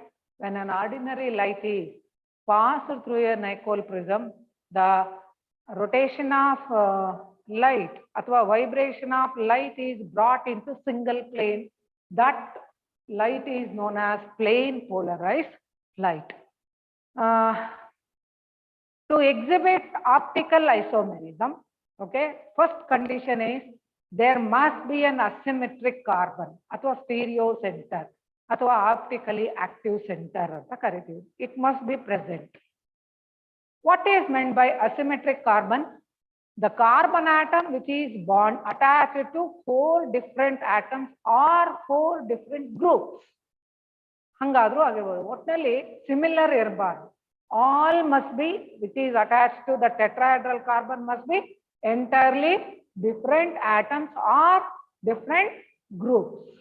That is known as asymmetric carbon atom. Only those organic molecules which are having the asymmetric carbon atom, they only can exhibit the optical activity. Okay, what are optical isomers? They are stereoisomers which will have the same physical properties such as density, melting point, boiling point, okay, specific gravity, all will be same. Only the change in the optical rotation of plane polarized light, they are said to be stereoisomers ಅಥವಾ ಏನು optical isomers ಅಂತಾನು ಕರಿತೀವಿ. Okay, to exhibit that optical activity, a molecule, organic molecule must possess an asymmetric carbon. Then chiral and achiral molecule. Here a molecule, when it is kept in front of a mirror, it produces the image of it, and this molecule and the image of this molecule, when you superimpose, if they are not coinciding, that is said to be the molecule that is non-superimposable on its mirror image is known as chiral molecule. Chirality andre the property of that molecule, okay, exhibiting non-superimposable on its mirror image, that is known as chirality, that property. Achiral molecules means the molecule which is superimposable on its mirror image is known as achiral. Okay, then enantiomers. What is meant by dextroisomers and levoisomers? Those optical isomers which rotates the plane polarized light in clockwise direction are known as dextroisomers. It is represented by the symbol small d, or it can also be shown by positive sign. Okay, levoisomers, this is also optical isomer which rotates the plane polarized light in anti-clockwise direction, and this is represented by small l, okay, or it can be represented by a minus sign also. Examples ಹೇಳೋದಾದ್ರೆ ಇದಕ್ಕೆ +2 bromobutane ಹೇಳ್ಬೋದು, ಇದಕ್ಕೆ example -2 bromobutane. ಒಂದು example ಗೊತ್ತಿತ್ತು, ಆಯ್ತು ನಿಮಗೆ. Okay, then enantiomers, these are nothing but stereoisomers. Okay, which are optically active. These are nothing but stereoisomers which are optically active, but they do not superimpose on each other. They can rotate the plane polarized light in either clockwise or in anti-clockwise. Okay. What is meant by racemic mixture? The mixture of equimolar dextro and levo isomers showing the zero optical rotation is known as racemic mixture. And this is optically inactive. What is racemization? The process of converting one enantiomer into another enantiomer is known as racemization. One more point you are supposed to know, number of optical isomers is given by 2 to the power of n. N indicates number of chiral centers. ಎಷ್ಟು chiral carbon atoms ಇದಾವೆ? Chiral centers ಅಥವಾ chiral carbon atoms. ಇದು very important. ಹೇಗೆ ನಾವು find out ಮಾಡೋದು ಅಂತ ತಗೊಳ್ಳೋಣ. Let us consider. Okay,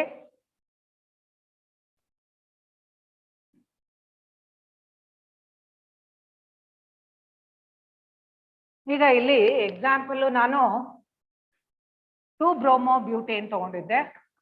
let us consider 1-bromobutane ಹಾಗೆ 2-bromobutane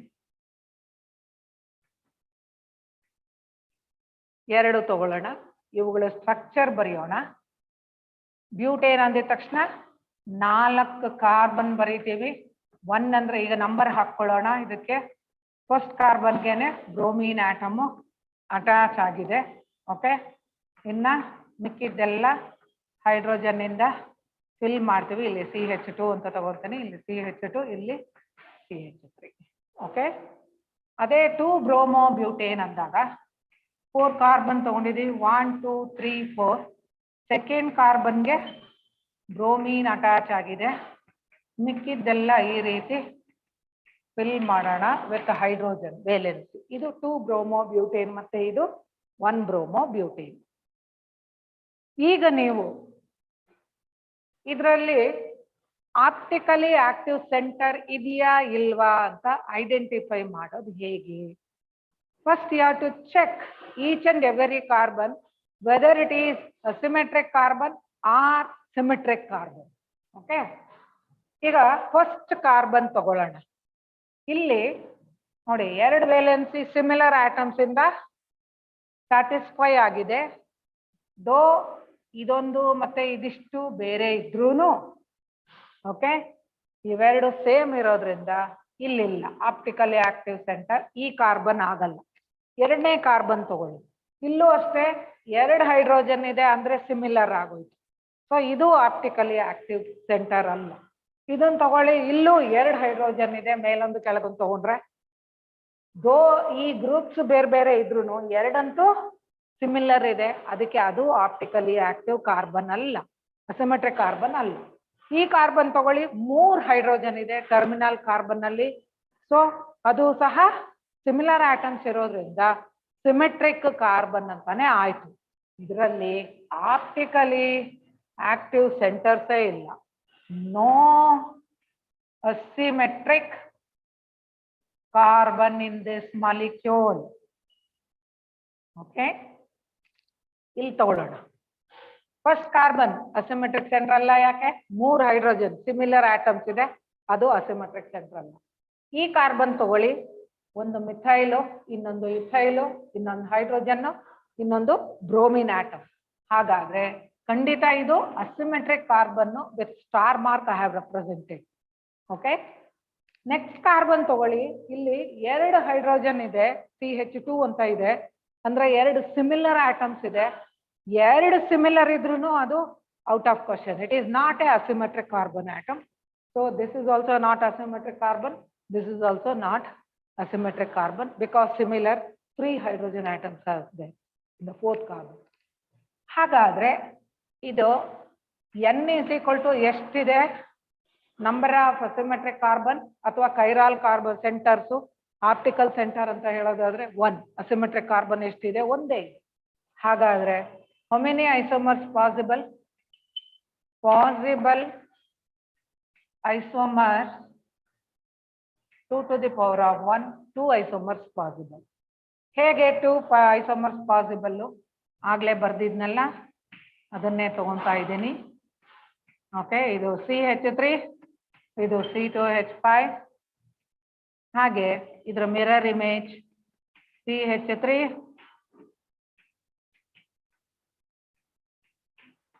ನೋಡಿ, ಇದು ಪ್ಲಸ್ ಐಸೋಮರ್ ಆದ್ರೆ ಇದು ಮೈನಸ್ ಐಸೋಮರ್.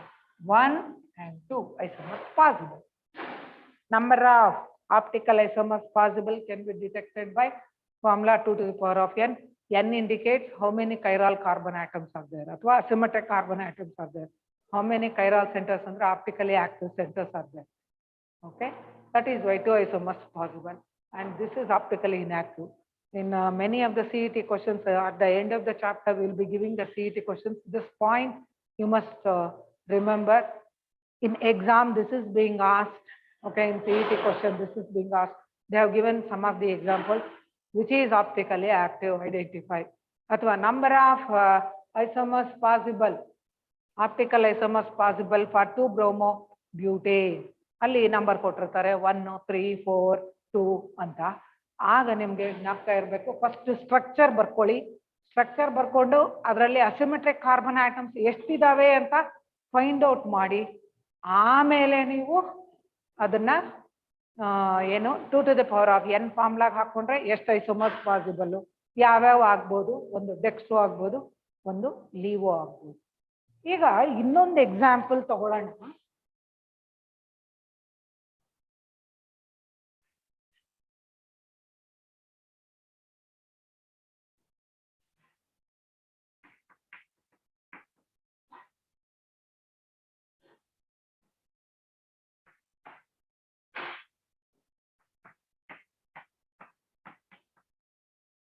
ನಾವು ಲ್ಯಾಕ್ಟಿಕ್ ಆಸಿಡ್ ಅಂತ ಹೇಳಿದ್ನಲ್ಲ ಅದನ್ನು ತಗೊಂಡಿದ್ದೀನಿ. ಈಗ ಇಲ್ಲಿ first carbon, this is not a asymmetric carbon because there are 3 hydrogen. ಈ ಕಾರ್ಬನ್ ತಗೊಳ್ಳಿ, ಖಂಡಿತ ಇದಾಗುತ್ತೆ ಅಸಿಮೆಟ್ರಿಕ್. ಯಾಕೆ ಅಂದ್ರೆ ಇದಕ್ಕೆ ಅಟ್ಯಾಚ್ ಆಗಿರೋ ಸಬ್ಸ್ಟಿಟ್ಯೂಯೆಂಟ್ಸ್ ಎಂಟೈರ್ಲಿ ಡಿಫ್ರೆಂಟು. ಒಂದು CH3 ಇನ್ನೊಂದು COH ಇನ್ನೊಂದು OH. COOH ಅಲ್ಲಿರೋ ಕಾರ್ಬನ್ ನೋಡಿ ಹೀಗಿದೆ. ಈ ಪಾರ್ಟ್ ಏನಾರು ಇರಲಿ, ಇದಿಷ್ಟೂ ಇದೆ, ಇಲ್ಲಿ R ಅಂತ ಇಟ್ಕೊಳ್ಳೋಣ ಇಲ್ಲಿರೋದು. ಈ ಕಾರ್ಬನ್ ಅಲ್ಲಿ ಏನಾಗಿದೆ, ಇದು ಬೇರೆ ಇದು ಬೇರೆ ಸರಿ, ಬಟ್ 2 ವೇಲೆನ್ಸಿ ಒಂದೇ ಆಟಮ್ ಇಂದ ಸ್ಯಾಟಿಸ್ಫೈ ಆಗಿದೆ, ಅದು ಅಸಿಮೆಟ್ರಿಕ್ ಕಾರ್ಬನ್ ಅಲ್ಲ. This is how you have to identify how many asymmetric carbon atoms are there in the molecule. ಹಾಗಾದ್ರೆ ಇಲ್ಲಿ ಒಂದೇ ಇದೆ ಅಂದ್ರೆ 2 to the power of 1 2 isomers possible. How do you write? Once again same way, you write the mirror image of this, then definitely what you get is another isomer. This is one isomer and the other one is another isomer. Okay, now let us consider one more.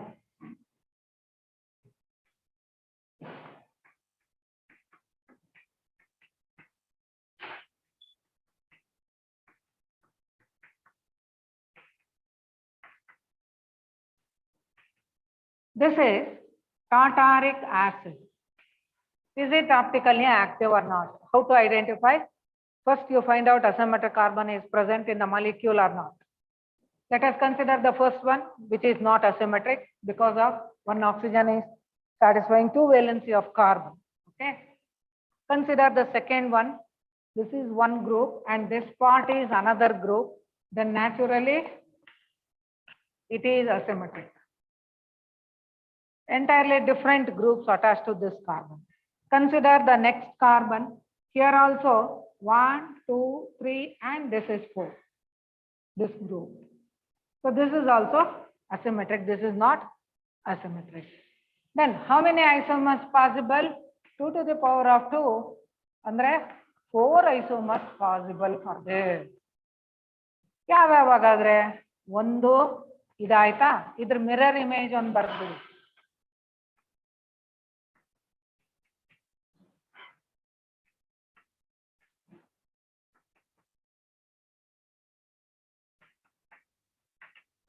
ಒಂದು ಎರಡು ಆಯ್ತಾ, ಇದನ್ನೇ ಈಗ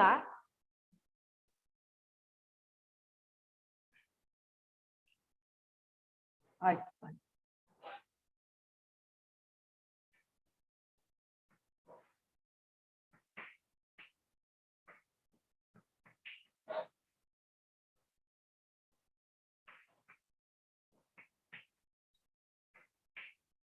take the mirror image. ನೋಡಿ ಇಲ್ಲಿ ಈಗ ಈ carbon ಅಲ್ಲಿ ಚೇಂಜ್ ಮಾಡಿದ್ದೀನಿ. ಇಲ್ಲಿ ಹೆಚ್ಚು ಎಡಗಡೆ OH ಬಲಗಡೆ ಇದೆ, ಆದ್ರೆ ಇಲ್ಲಿ ಏನ್ ಮಾಡಿದ್ದೀನಿ, OH ಎಡಗಡೆ ತಗೊಂಡು ಬಲಗಡೆ H ತಗೊಂಡಿದ್ದೀನಿ. ಇದರ ಮಿರರ್ ಇಮೇಜ್ ತಗೊಳ್ಳಿ.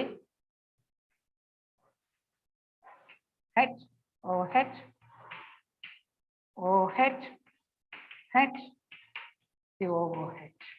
So optically active centers. So 1, 2, 3, 4 isomers possible. Okay. This is how to identify number of isomers, optical isomers, with the help of asymmetric carbon atom identification. Okay.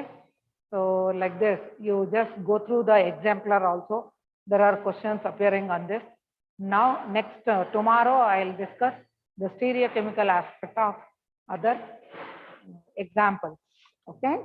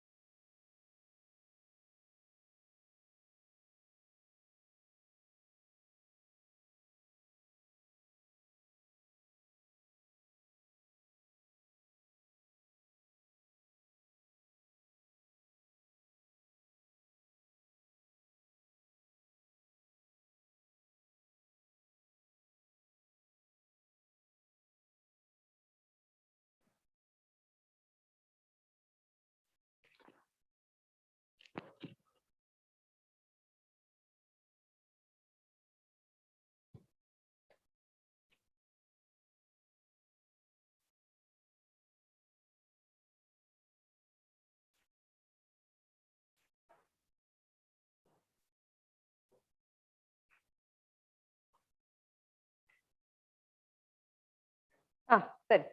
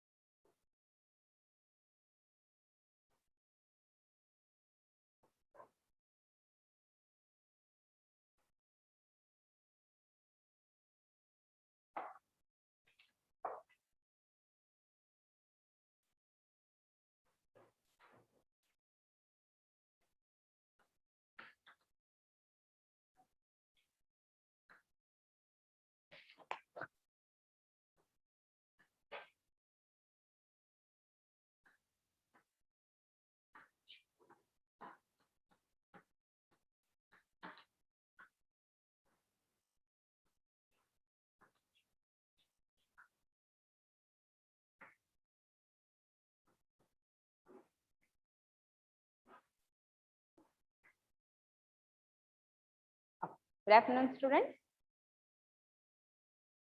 So in the yesterday class, we have discussed the chapter called as sexual reproduction in flowering plants. In that, we have given an introduction, and then we have discussed the structure of a typical flower, the parts of a flower. Okay. And next, what we have discussed is the male reproductive part of the flower. So the male reproductive part of the flower is called as what? Androecium. And the structural unit of androecium is stamen, which consisting of two parts, anther and filament, which is connected with each other by the connective tissue. So we have already discussed the structure of the anther. It is bilobed dithecous anther, and then it consisting of how many chambers inside that? 4 chambers. That's why it is also called as tetrasporangiate. Okay, each chamber is called as microsporangium, and 4 chambers are totally called as what? Microsporangia. Okay, so and we have also discussed the structure of microsporangium, one enlarged structure of microsporangium along with the transversation of dithecous ant. Okay, so the transversation of an anther, and that we have studied the layers found inside the structure of a microsporangium and entire structure of an anther. Okay, so and we have also discussed the process called as microsporogenesis. What do you mean by that? Microsporogenesis, formation of microspores from pollen mother cell or microspore mother cell is called as what? Microsporogenesis. Okay, so that also we have discussed in the last class itself, that is in the yesterday class. So this is what we have started this chapter in the sexual reproduction in flowering plants. Okay, so next we will proceed. So after pollen mother cell or microspore mother cell, where the cells are present inside the sporogenous tissue. So where the sporogenous tissues is found? Inside the innermost layer of a microsporangium, isn't it? Okay, so how the sporogenous tissues are formed there? When the anther is young, a mass of homogeneous cells will combine to form a tissue called as sporogenous tissue. This tissue, when the anther becomes mature, okay, so when the anther becomes mature, this tissue involves the cells of this tissue, which cells, especially pollen mother cells or microspore mother cells, involves in which division? Meiotic division, isn't it? Meiotic division, and produces a new cells. How many cells are formed after the completion of meiotic division? 4 cells are formed. Okay. So the newly formed cells are called as what? Microspores. We are going to call it as what? Microspores. Okay. Hence, these are involving in a formation of microspores. The process is said to be what? Microsporogenesis. Okay. So after the formation of microspore, what will happen? That we are going to discuss in today's class. Okay.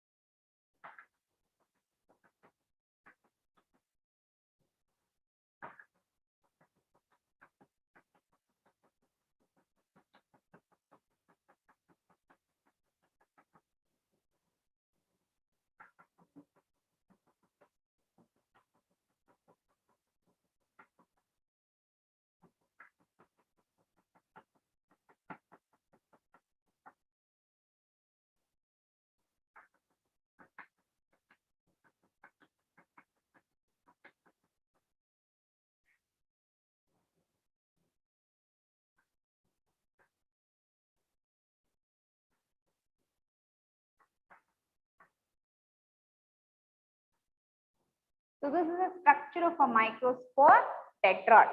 Okay. So all the newly formed microspores are arranged in the form of a 4 cells in an tight condition itself. They are not dissociated with each other. Okay. So this is called as microspore tetrad, which is formed after the microsporogenesis. That is, pollen mother cells or microspore mother cells involves in a process called as cell division. Which division? Meiotic cell division, and produces 4 microspores which are found associated with each other or attached with each other. Okay. So this, when the answer dehisces, okay, so when the answers dehisces and releases this microspore tetrads, they will dissociate with each other and each microspore will get converted into a pollen grain. Okay, this is how the pollen grains are forming from a process called as microsporogenesis. So microspores in the dissociate agi, structural changes agi, avu enag develop agutte next to pollen grains agi develop agutte. Okay, so now what we have to know, so how the structural changes takes place in microspores. Okay, so microspores ಅಲ್ಲಿ ಏನೇನು structural changes ಆಗಿ modifications ಆಗಿ ಅವು ಏನಾಗಿ develop ಆಗುತ್ತೆ, pollen grains ಆಗಿ ಹೇಗೆ develop ಆಗುತ್ತೆ. Yeah, write down structure of pollen grains. Next study structure of pollen.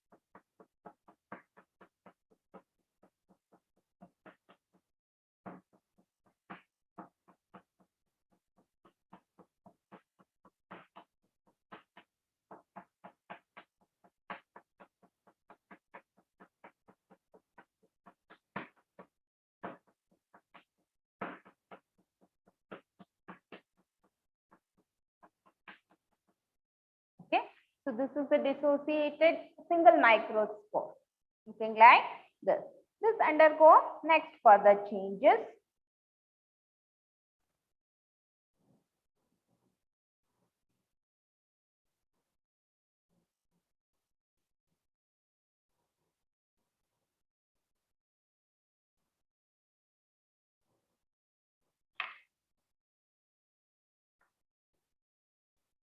The nucleus is shifted to peripheral region from the center.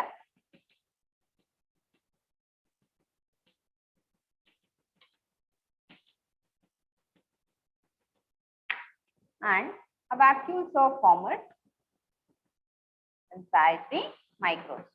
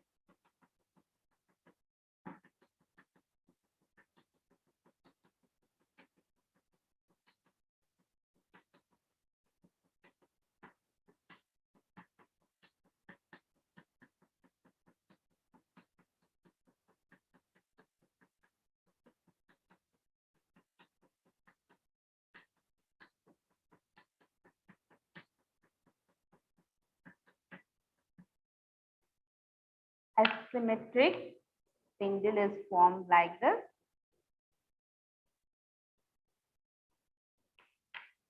And finally, we come across with the structure of a pollen grain.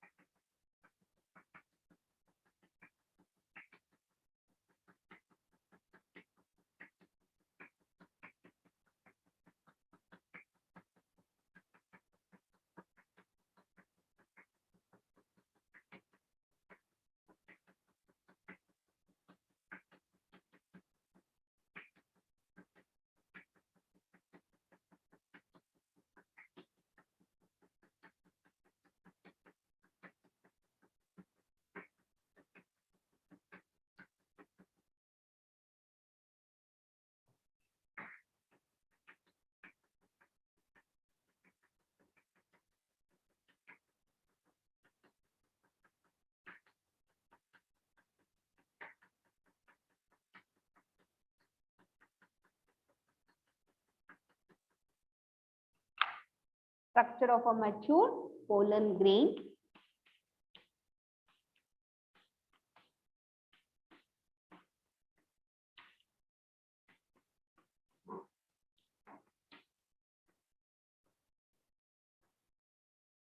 Okay.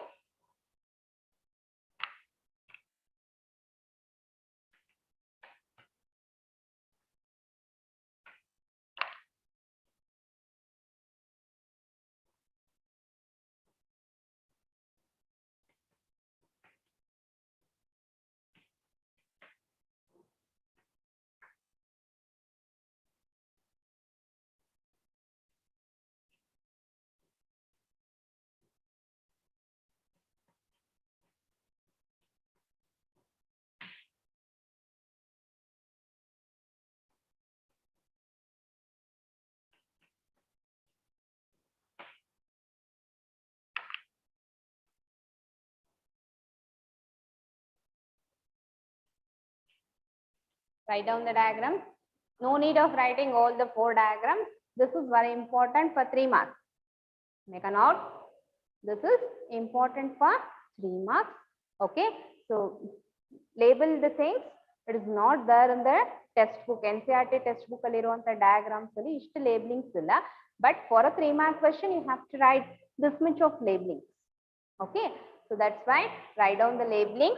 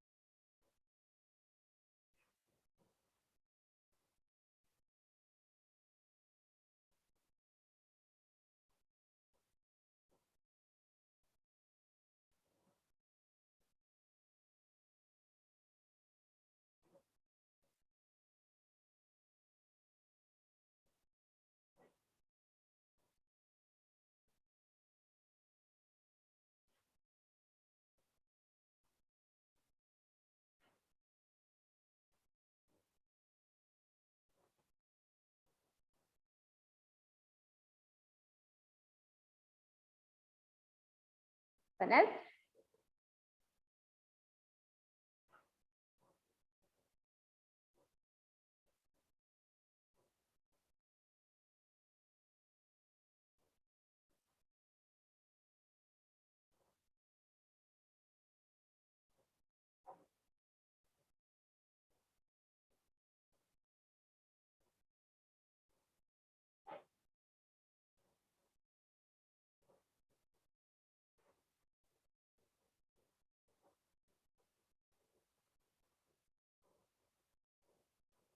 Oh, so after microsporogenesis, microspores are formed through meiotic cell division and they found always attached in a tetrad condition. Hence it is called as microspore tetrad. Why tetrad? Because they are always 4 in number. So that's why the name tetrad. Okay. So and when the anther matures and when the anther dehisce means cut open. So they will release the microspores to the external environment. At that time, so this microspore tetrad will dissociate with each other and they will convert it as a pollen grain. So what are all the changes that takes place here? We will see. Very first, each microspore structure is looking like this, which is covered by 2 layers with the central largely placed nucleus. Okay.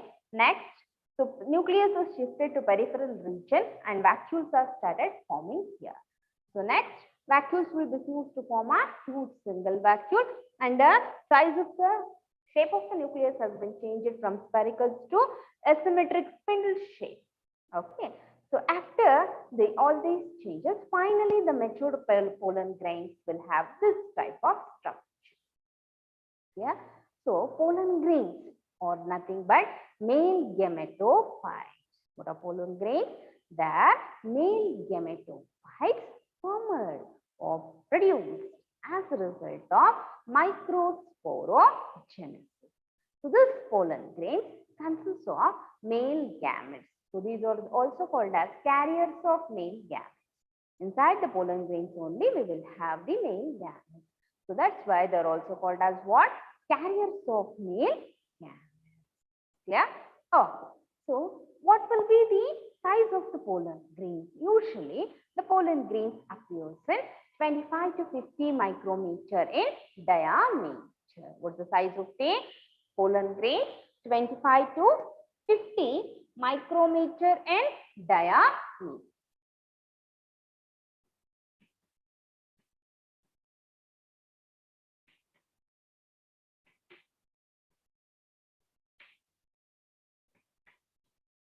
So can we able to see the pollen grains with our naked eyes? Yes, we can see the pollen grains, but we can't able to see the structure. Okay, we can't able to observe the structure with our naked eyes, but we can able to see the pollen grains. We can able to feel the pollen. So if you take any of the flower, if you touch the tip, stigma part as well as the male reproductive part and the stem part of a flower, you can feel a powdery like yellowish powdery like substances which stick to your finger. Okay, so these are nothing but pollen grains, that yellowish colored dust particles which is there on the either on the stigma if already pollination occurs there, or near the male reproductive part, that is androecium, so anther part. Okay, so the yellowish color powdery like substance which sticks to our finger is nothing but what? Pollen grains. Very simple, in very simple experiment, we can able to see the structure of the pollen grains with the help of a microscope.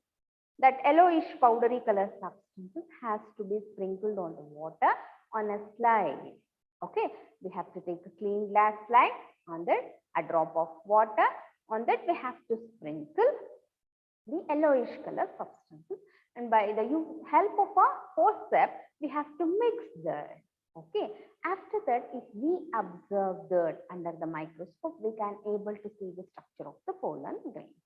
So if we collect 10 to 20 flowers and if we observe the pollen grain structure by following this simple procedure, we can able to get a wonder thing, that is each flower pollen grains are totally different with each other. Okay, so ಒಂದೊಂದು pollen grain structure ಒಂದೊಂದು ಫ್ಲವರ್ಗೂ ಏನಾಗಿರುತ್ತೆ differences ಅಲ್ಲಿ ಇರುತ್ತೆ. Okay, arrangement, appearance, size, shape will differ from pollen grain flower to flower. Okay, from one pollen grain of one flower to another pollen grain of another. So we can able to get different sizes, different shape, different patterns of arrangement of the structure of the pollen grain.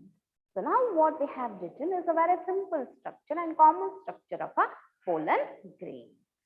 Is that clear? Okay. So coming to the structure of the pollen grain, a mature pollen grain look like this, which is made up of 2 layers. The pollen grain is covering by how many layers? 2 layers, which are those outermost layer is called as exine and inner layer is called as intine. Okay, so outermost layer is called as what? Exine, and innermost layer is called as what? Intine. So it is inside and it is called as intine, and it is outside and it is called as exine. Okay, so the exine is very hard on its appearance. Okay, exine is very hard on its appearance. It is very hard on its nature. Why? Because it is made up of a special type of organic material known as sporopollenin. Down this very important word, sporopollenin. It is an organic material which is known that it has the capacity to resist high acid, high temperature and high alkaline condition. Okay, so what is sporopollenin? Sporopollenin is an organic material which have the capacity to resist high temperature, high acid condition and high alkaline condition. Okay. So due to the deposition of the sporopollenin on the enzyme, it is appearing hard in its nature. This organic material is hard in its appearance. Okay. So I'm giving enzyme and in smooth pattern, hard pattern appearance. It is not continuous, it is discontinuous. Okay. So this presence of sporopollenin has also made the pollen grains to develop a capacity to preserve as a fossil, photofossils. So these are the age-old parts of any living specimen. It may be any part of the animal, body of an animal or a plant, isn't it? So pollen grains are also preserved as a fossils because due to the deposition of the sporopollenin on the exile layer. Since it is very much resistant to high acid, high alkaline condition and high temperature, it can easily be preserved as a fossil. Okay, which one? Pollen grains due to the deposition of a sporopollen. And here and there, like this, a small pore-like apertures are there where we will not see the sporopollenin deposition. Okay, so these pores are called as what? Germ pores. Enanta karitiva now pores na germ pores. Why? Because till now no enzymes has been recognized which can able to degrade this sporopollenin. Okay, so sporopollenin na organic material na degrade ಮಾಡುವಂತ enzyme na ಇದುವರೆಗೂ recognize ಮಾಡಿಲ್ವಂತೆ. Okay, if exine is entirely deposited by sporopollenin, what will happen? There is no space for the formation of a pollen tube at all. If pollen tube is not forming, means there is no passage is there for the transferring of media. For that purpose, exine here and there is no deposition on the exine membrane. Here and there, it will leave a pore-like apertures. That pores are called as what? Germ pores. Why they are called as germ pores? Because they are involving in the germination of pollen tubes. So that's why they are called as what? Germ pores. Okay. So this is about the outermost layer called as what? Exine. So next, this will differ in the shape because the deposition of the sporopollenin will make the appearance of a pollen grains in different shapes. Next, second, next to the exine, we can see the formation of a continuous smooth layer, which is not discontinuous, it is continuous and very smooth in its appearance. Why? Because there is no sporopollenin there. Okay, so that layer is called as what? Intine. Next layer na enanta karitive? Intine anta karitive. Aita? So the intine is made up of what then? Exine is made up of sporopollenin, deposition of sporopollenin. So what is intine made up of? Intine is made up of two components, that is cellulose and pectin.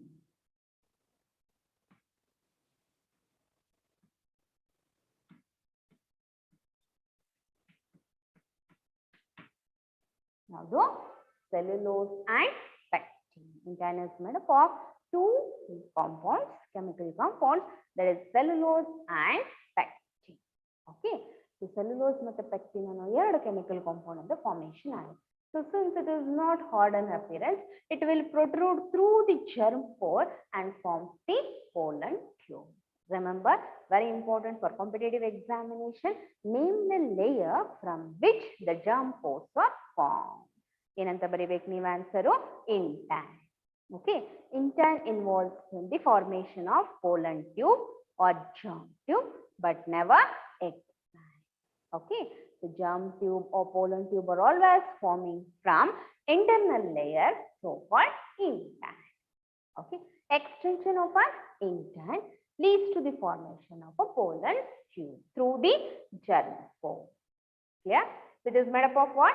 Cellulose and pectin. So apart from these two layers, that is exine and intine, so entire cell components of a pollen grain are covered by a plasma membrane. okay, which is that plasma membrane which encloses the cell constituent. So inside the cytoplasm, we can see the two different types of cell here. One large cell, okay, so called vegetative cell, so which is formed by a huge abundant nucleus, which is very rich in nutrients, which will provide the nourishment for the male gametes until and unless they will transfer nearer to the egg. Okay, so this is the function of a vegetative cell.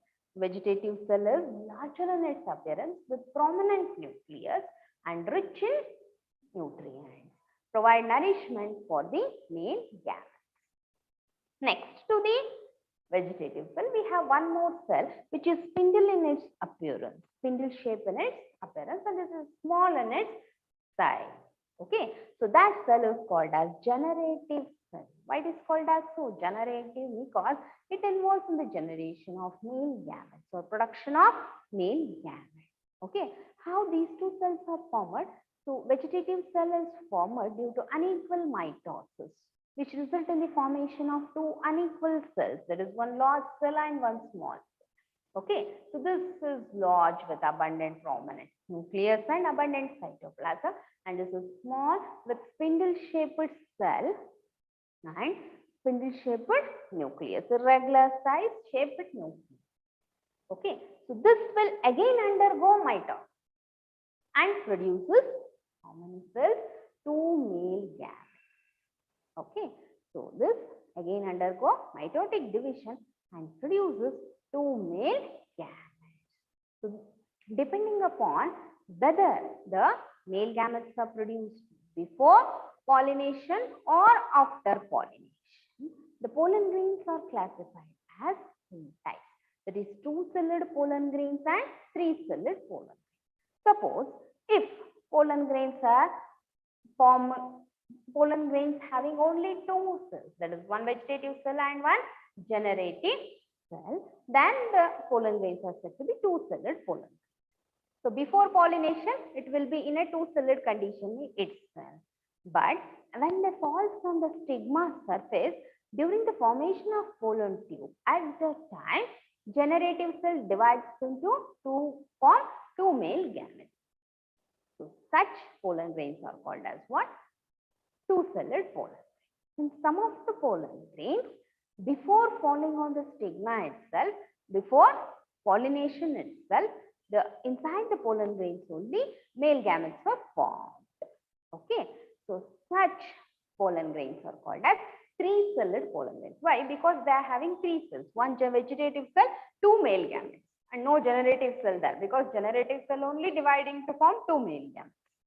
Okay, one vegetative cell, two generative cells, two male gametes, three-celled pollen grains.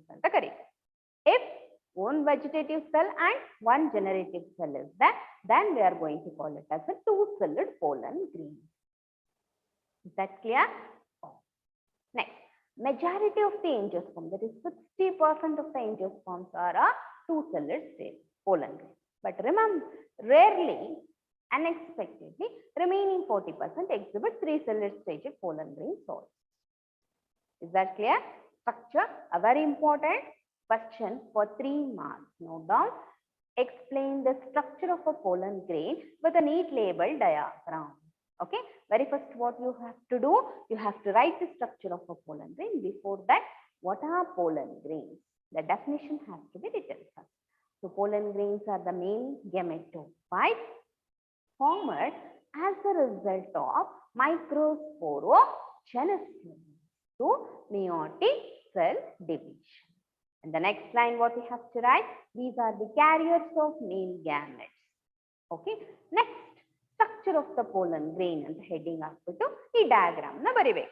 Under that, mention the labeling, exine, intine, germ pose, vegetative cell, generative cell. After that, explain each and every part of the pollen grain. Okay, first heading, exine and hakudu. Adrudi information in heldevu kalistalla bari. Second one, intine. What does it made up of? What's the function of it? Like this. Next, Types of cells found in this. Again, 2-celled pollen grains and 3-celled pollen grains. Like this, everything you have to nitrate see to get how many marks? Okay, so structure of pollen grain is important, very important. So many times it has been asked in the board examination. Okay, and many neat and CET questions were framed on this concept about the sporopollenin. That is very much important. Is that clear? And then the chemical component of intine is so and so 4 options it may be given for you. Cellulose and pectin, hemicellulose and cellulose. So like this, options will be different. So the correct option is cellulose and pectin. Like this. Is that clear? Okay. So this is a detailed explanation regarding the structure of the matured pollen grain. I'm repeating, no need of writing all these 3 diagrams. I've just shown you how a microspore will be getting converting as a pollen grain. So this diagram is enough. Okay. So this text book illa ಸ್ವಲ್ಪ simple ಆಗಿ ಕೊಟ್ಟಿದ್ದಾರೆ text book ಅಲ್ಲಿ ಆದ್ರೆ ನಾವು ಸ್ಪೋರೋಪೊಲಿನ್ deposition jam post ಎಲ್ಲ ತೋರಿಸಬೇಕು ಲೇಬಲಿಂಗ್ಸ್ ಅಲ್ಲಿ ಬರೆದು ತೋರಿಸಬೇಕು. Is it clear?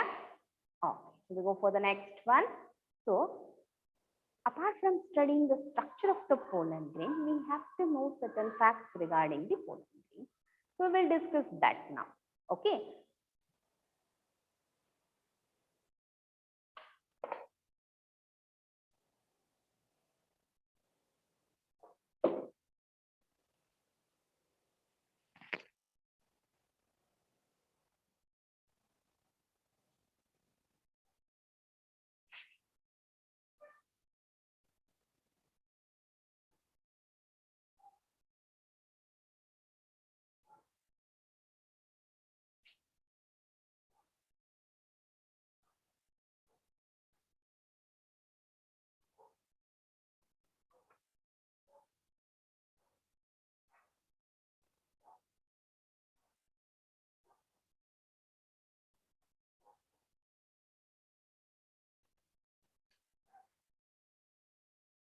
So we know that pollen grains are the male gametophytes, which are the carriers of the male gametes. This is purely regarding the reproduction point of view. So apart from the sexual reproduction, pollen grains are having certain other importance also. So we have to know what are that one. Okay.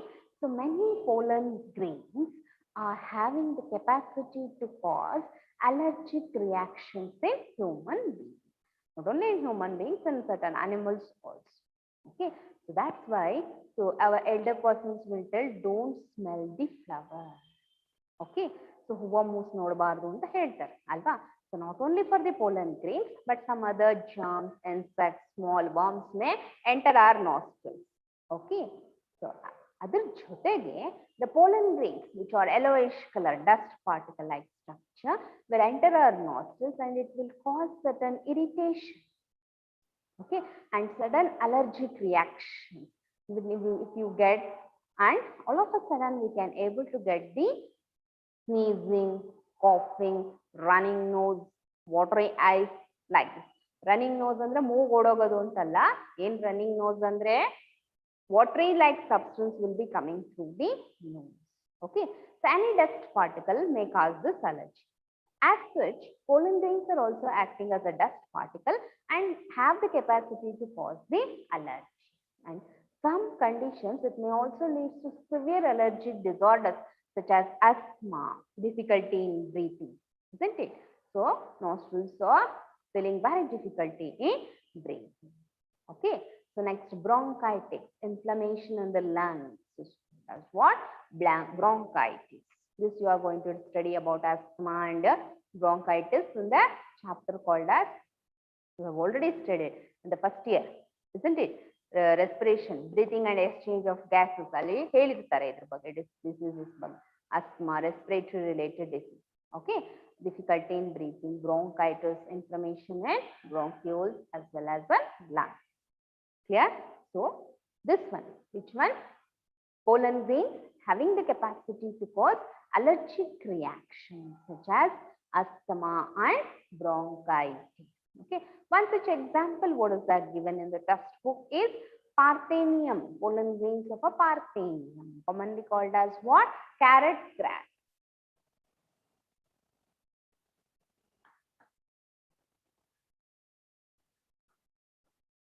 Carrot grass or Parthenium. The pollen grains of this Parthenium or carrot grass have the capacity to cause the allergic reactions in the human being.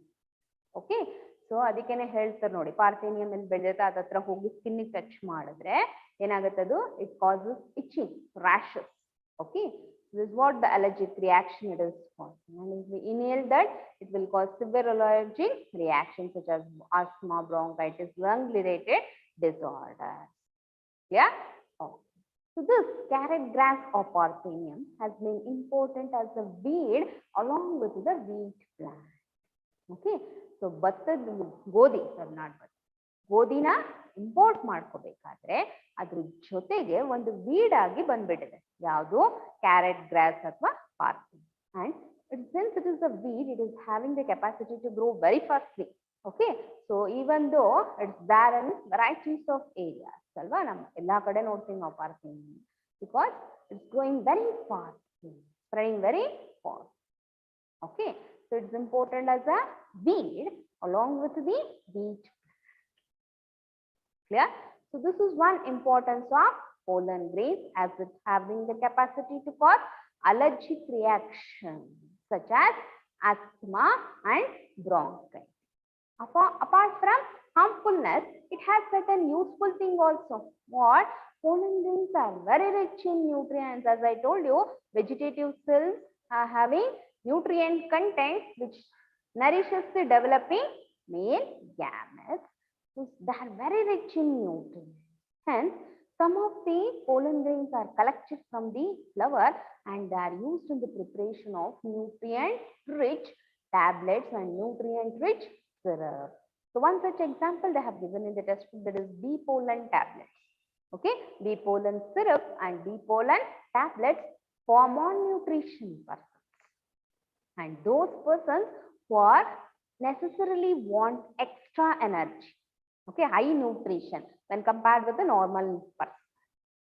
Okay, so ee tara a nutrient contents na bee pollen inda extract ಮಾಡಿ tablets and syrup ಮಾಡಿಬಿಟ್ಟು ಅದನ್ನ ಏನ್ ಮಾಡ್ತಾರೆ, ಈ ತರ use ಮಾಡಿ, because these are very rich in nutrients. So this is the useful things regarding the pollen grains, alba. So bee pollen tablets, syrup, especially athletes, athletic persons ಇರ್ತಾರಲ್ವಾ, athletes ಆಡ್ತಾರ, ಅವರಲ್ಲಿ extra energy ಬೇಕಾಗಿರುತ್ತೆ ಜಾಸ್ತಿ. So ಅವ್ರಿಗೆ nutrient source ಆಗಿ ಇದನ್ನ provide ಮಾಡಿ. And the race horses, okay, so race horses also requires more energy to run very speedily. So that's why, so there for the race horses as well as for athletic persons, these bee pollen tablets as well as warm syrup are also used. Okay, this is the second thing, important aspect regarding the pollen grains, as it is used as a nutrient. Very first, what? Allergy. It causes allergic reaction. Second thing, it is used as a nutrient. Okay, next we have to know about the viability of a pollen grain. What is the meaning of viability? What is that word? Viability. Ability of a pollen grains to be in a live condition. Okay, so ಈಗ pollen grains ಎಲ್ಲಿಂದ disperse ಆಯ್ತು, male gametes, sorry, male reproductive part, so called androecium anther part ಇಂದ disperse ಆಯ್ತು. ಅದು stigma surface ಮೇಲೆ ಬಂದು ಬಿದ್ದು ಎಷ್ಟೊತ್ತು ಅದು ಲೈವ್ ಕಂಡೀಷನ್ ಅಲ್ಲಿ ಇರುತ್ತೆ, ಲೈವ್ ಆಗಿರುತ್ತೆ, ಡೆಡ್ ಆಗಲ್ಲ. So that period of time ಇದೆಯಲ್ಲ, ಅದನ್ನ ನಾವೇನಂತ ಕರಿತೀವಿ? viability. Okay, ability of a pollen grains to be in a live condition is called as what? Viability. So this viability period will differ from pollen to pollen and from flower to flower. Okay, so especially rice and wheat. In rice and wheat, the viability of a pollen grains is only for 30 minutes In just 30 minutes, pollen grains will be viable. Okay. Before that only, in fact, the duration time of 30 minutes only, male gametes has to be formed. It has to be folded on the stigma surface and pollen tube has to be formed and it has to transfer the male gametes into the egg, near to the egg, into the ovary. Okay. All this process has to be taken place very fastly within 30 minutes or else it will lose its viability and it will be destroyed. Okay. Some of the family members such as Rosaceae, Solanaceae, Leguminaceae. These family members, plants,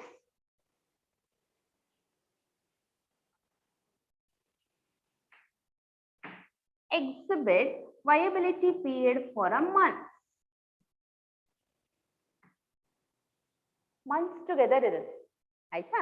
so ನಿಧಾನಕ್ಕೆ ಏನಾಗ್ಬೋದು, ಅವು transfer ಆಗ್ಬೋದು, ನಿಧಾನಕ್ಕೆ ಹೋಗಿ pollen grains stigma surface ಮೇಲೆ ಬಿದ್ದು, so slowly they can make the pollen tube forms.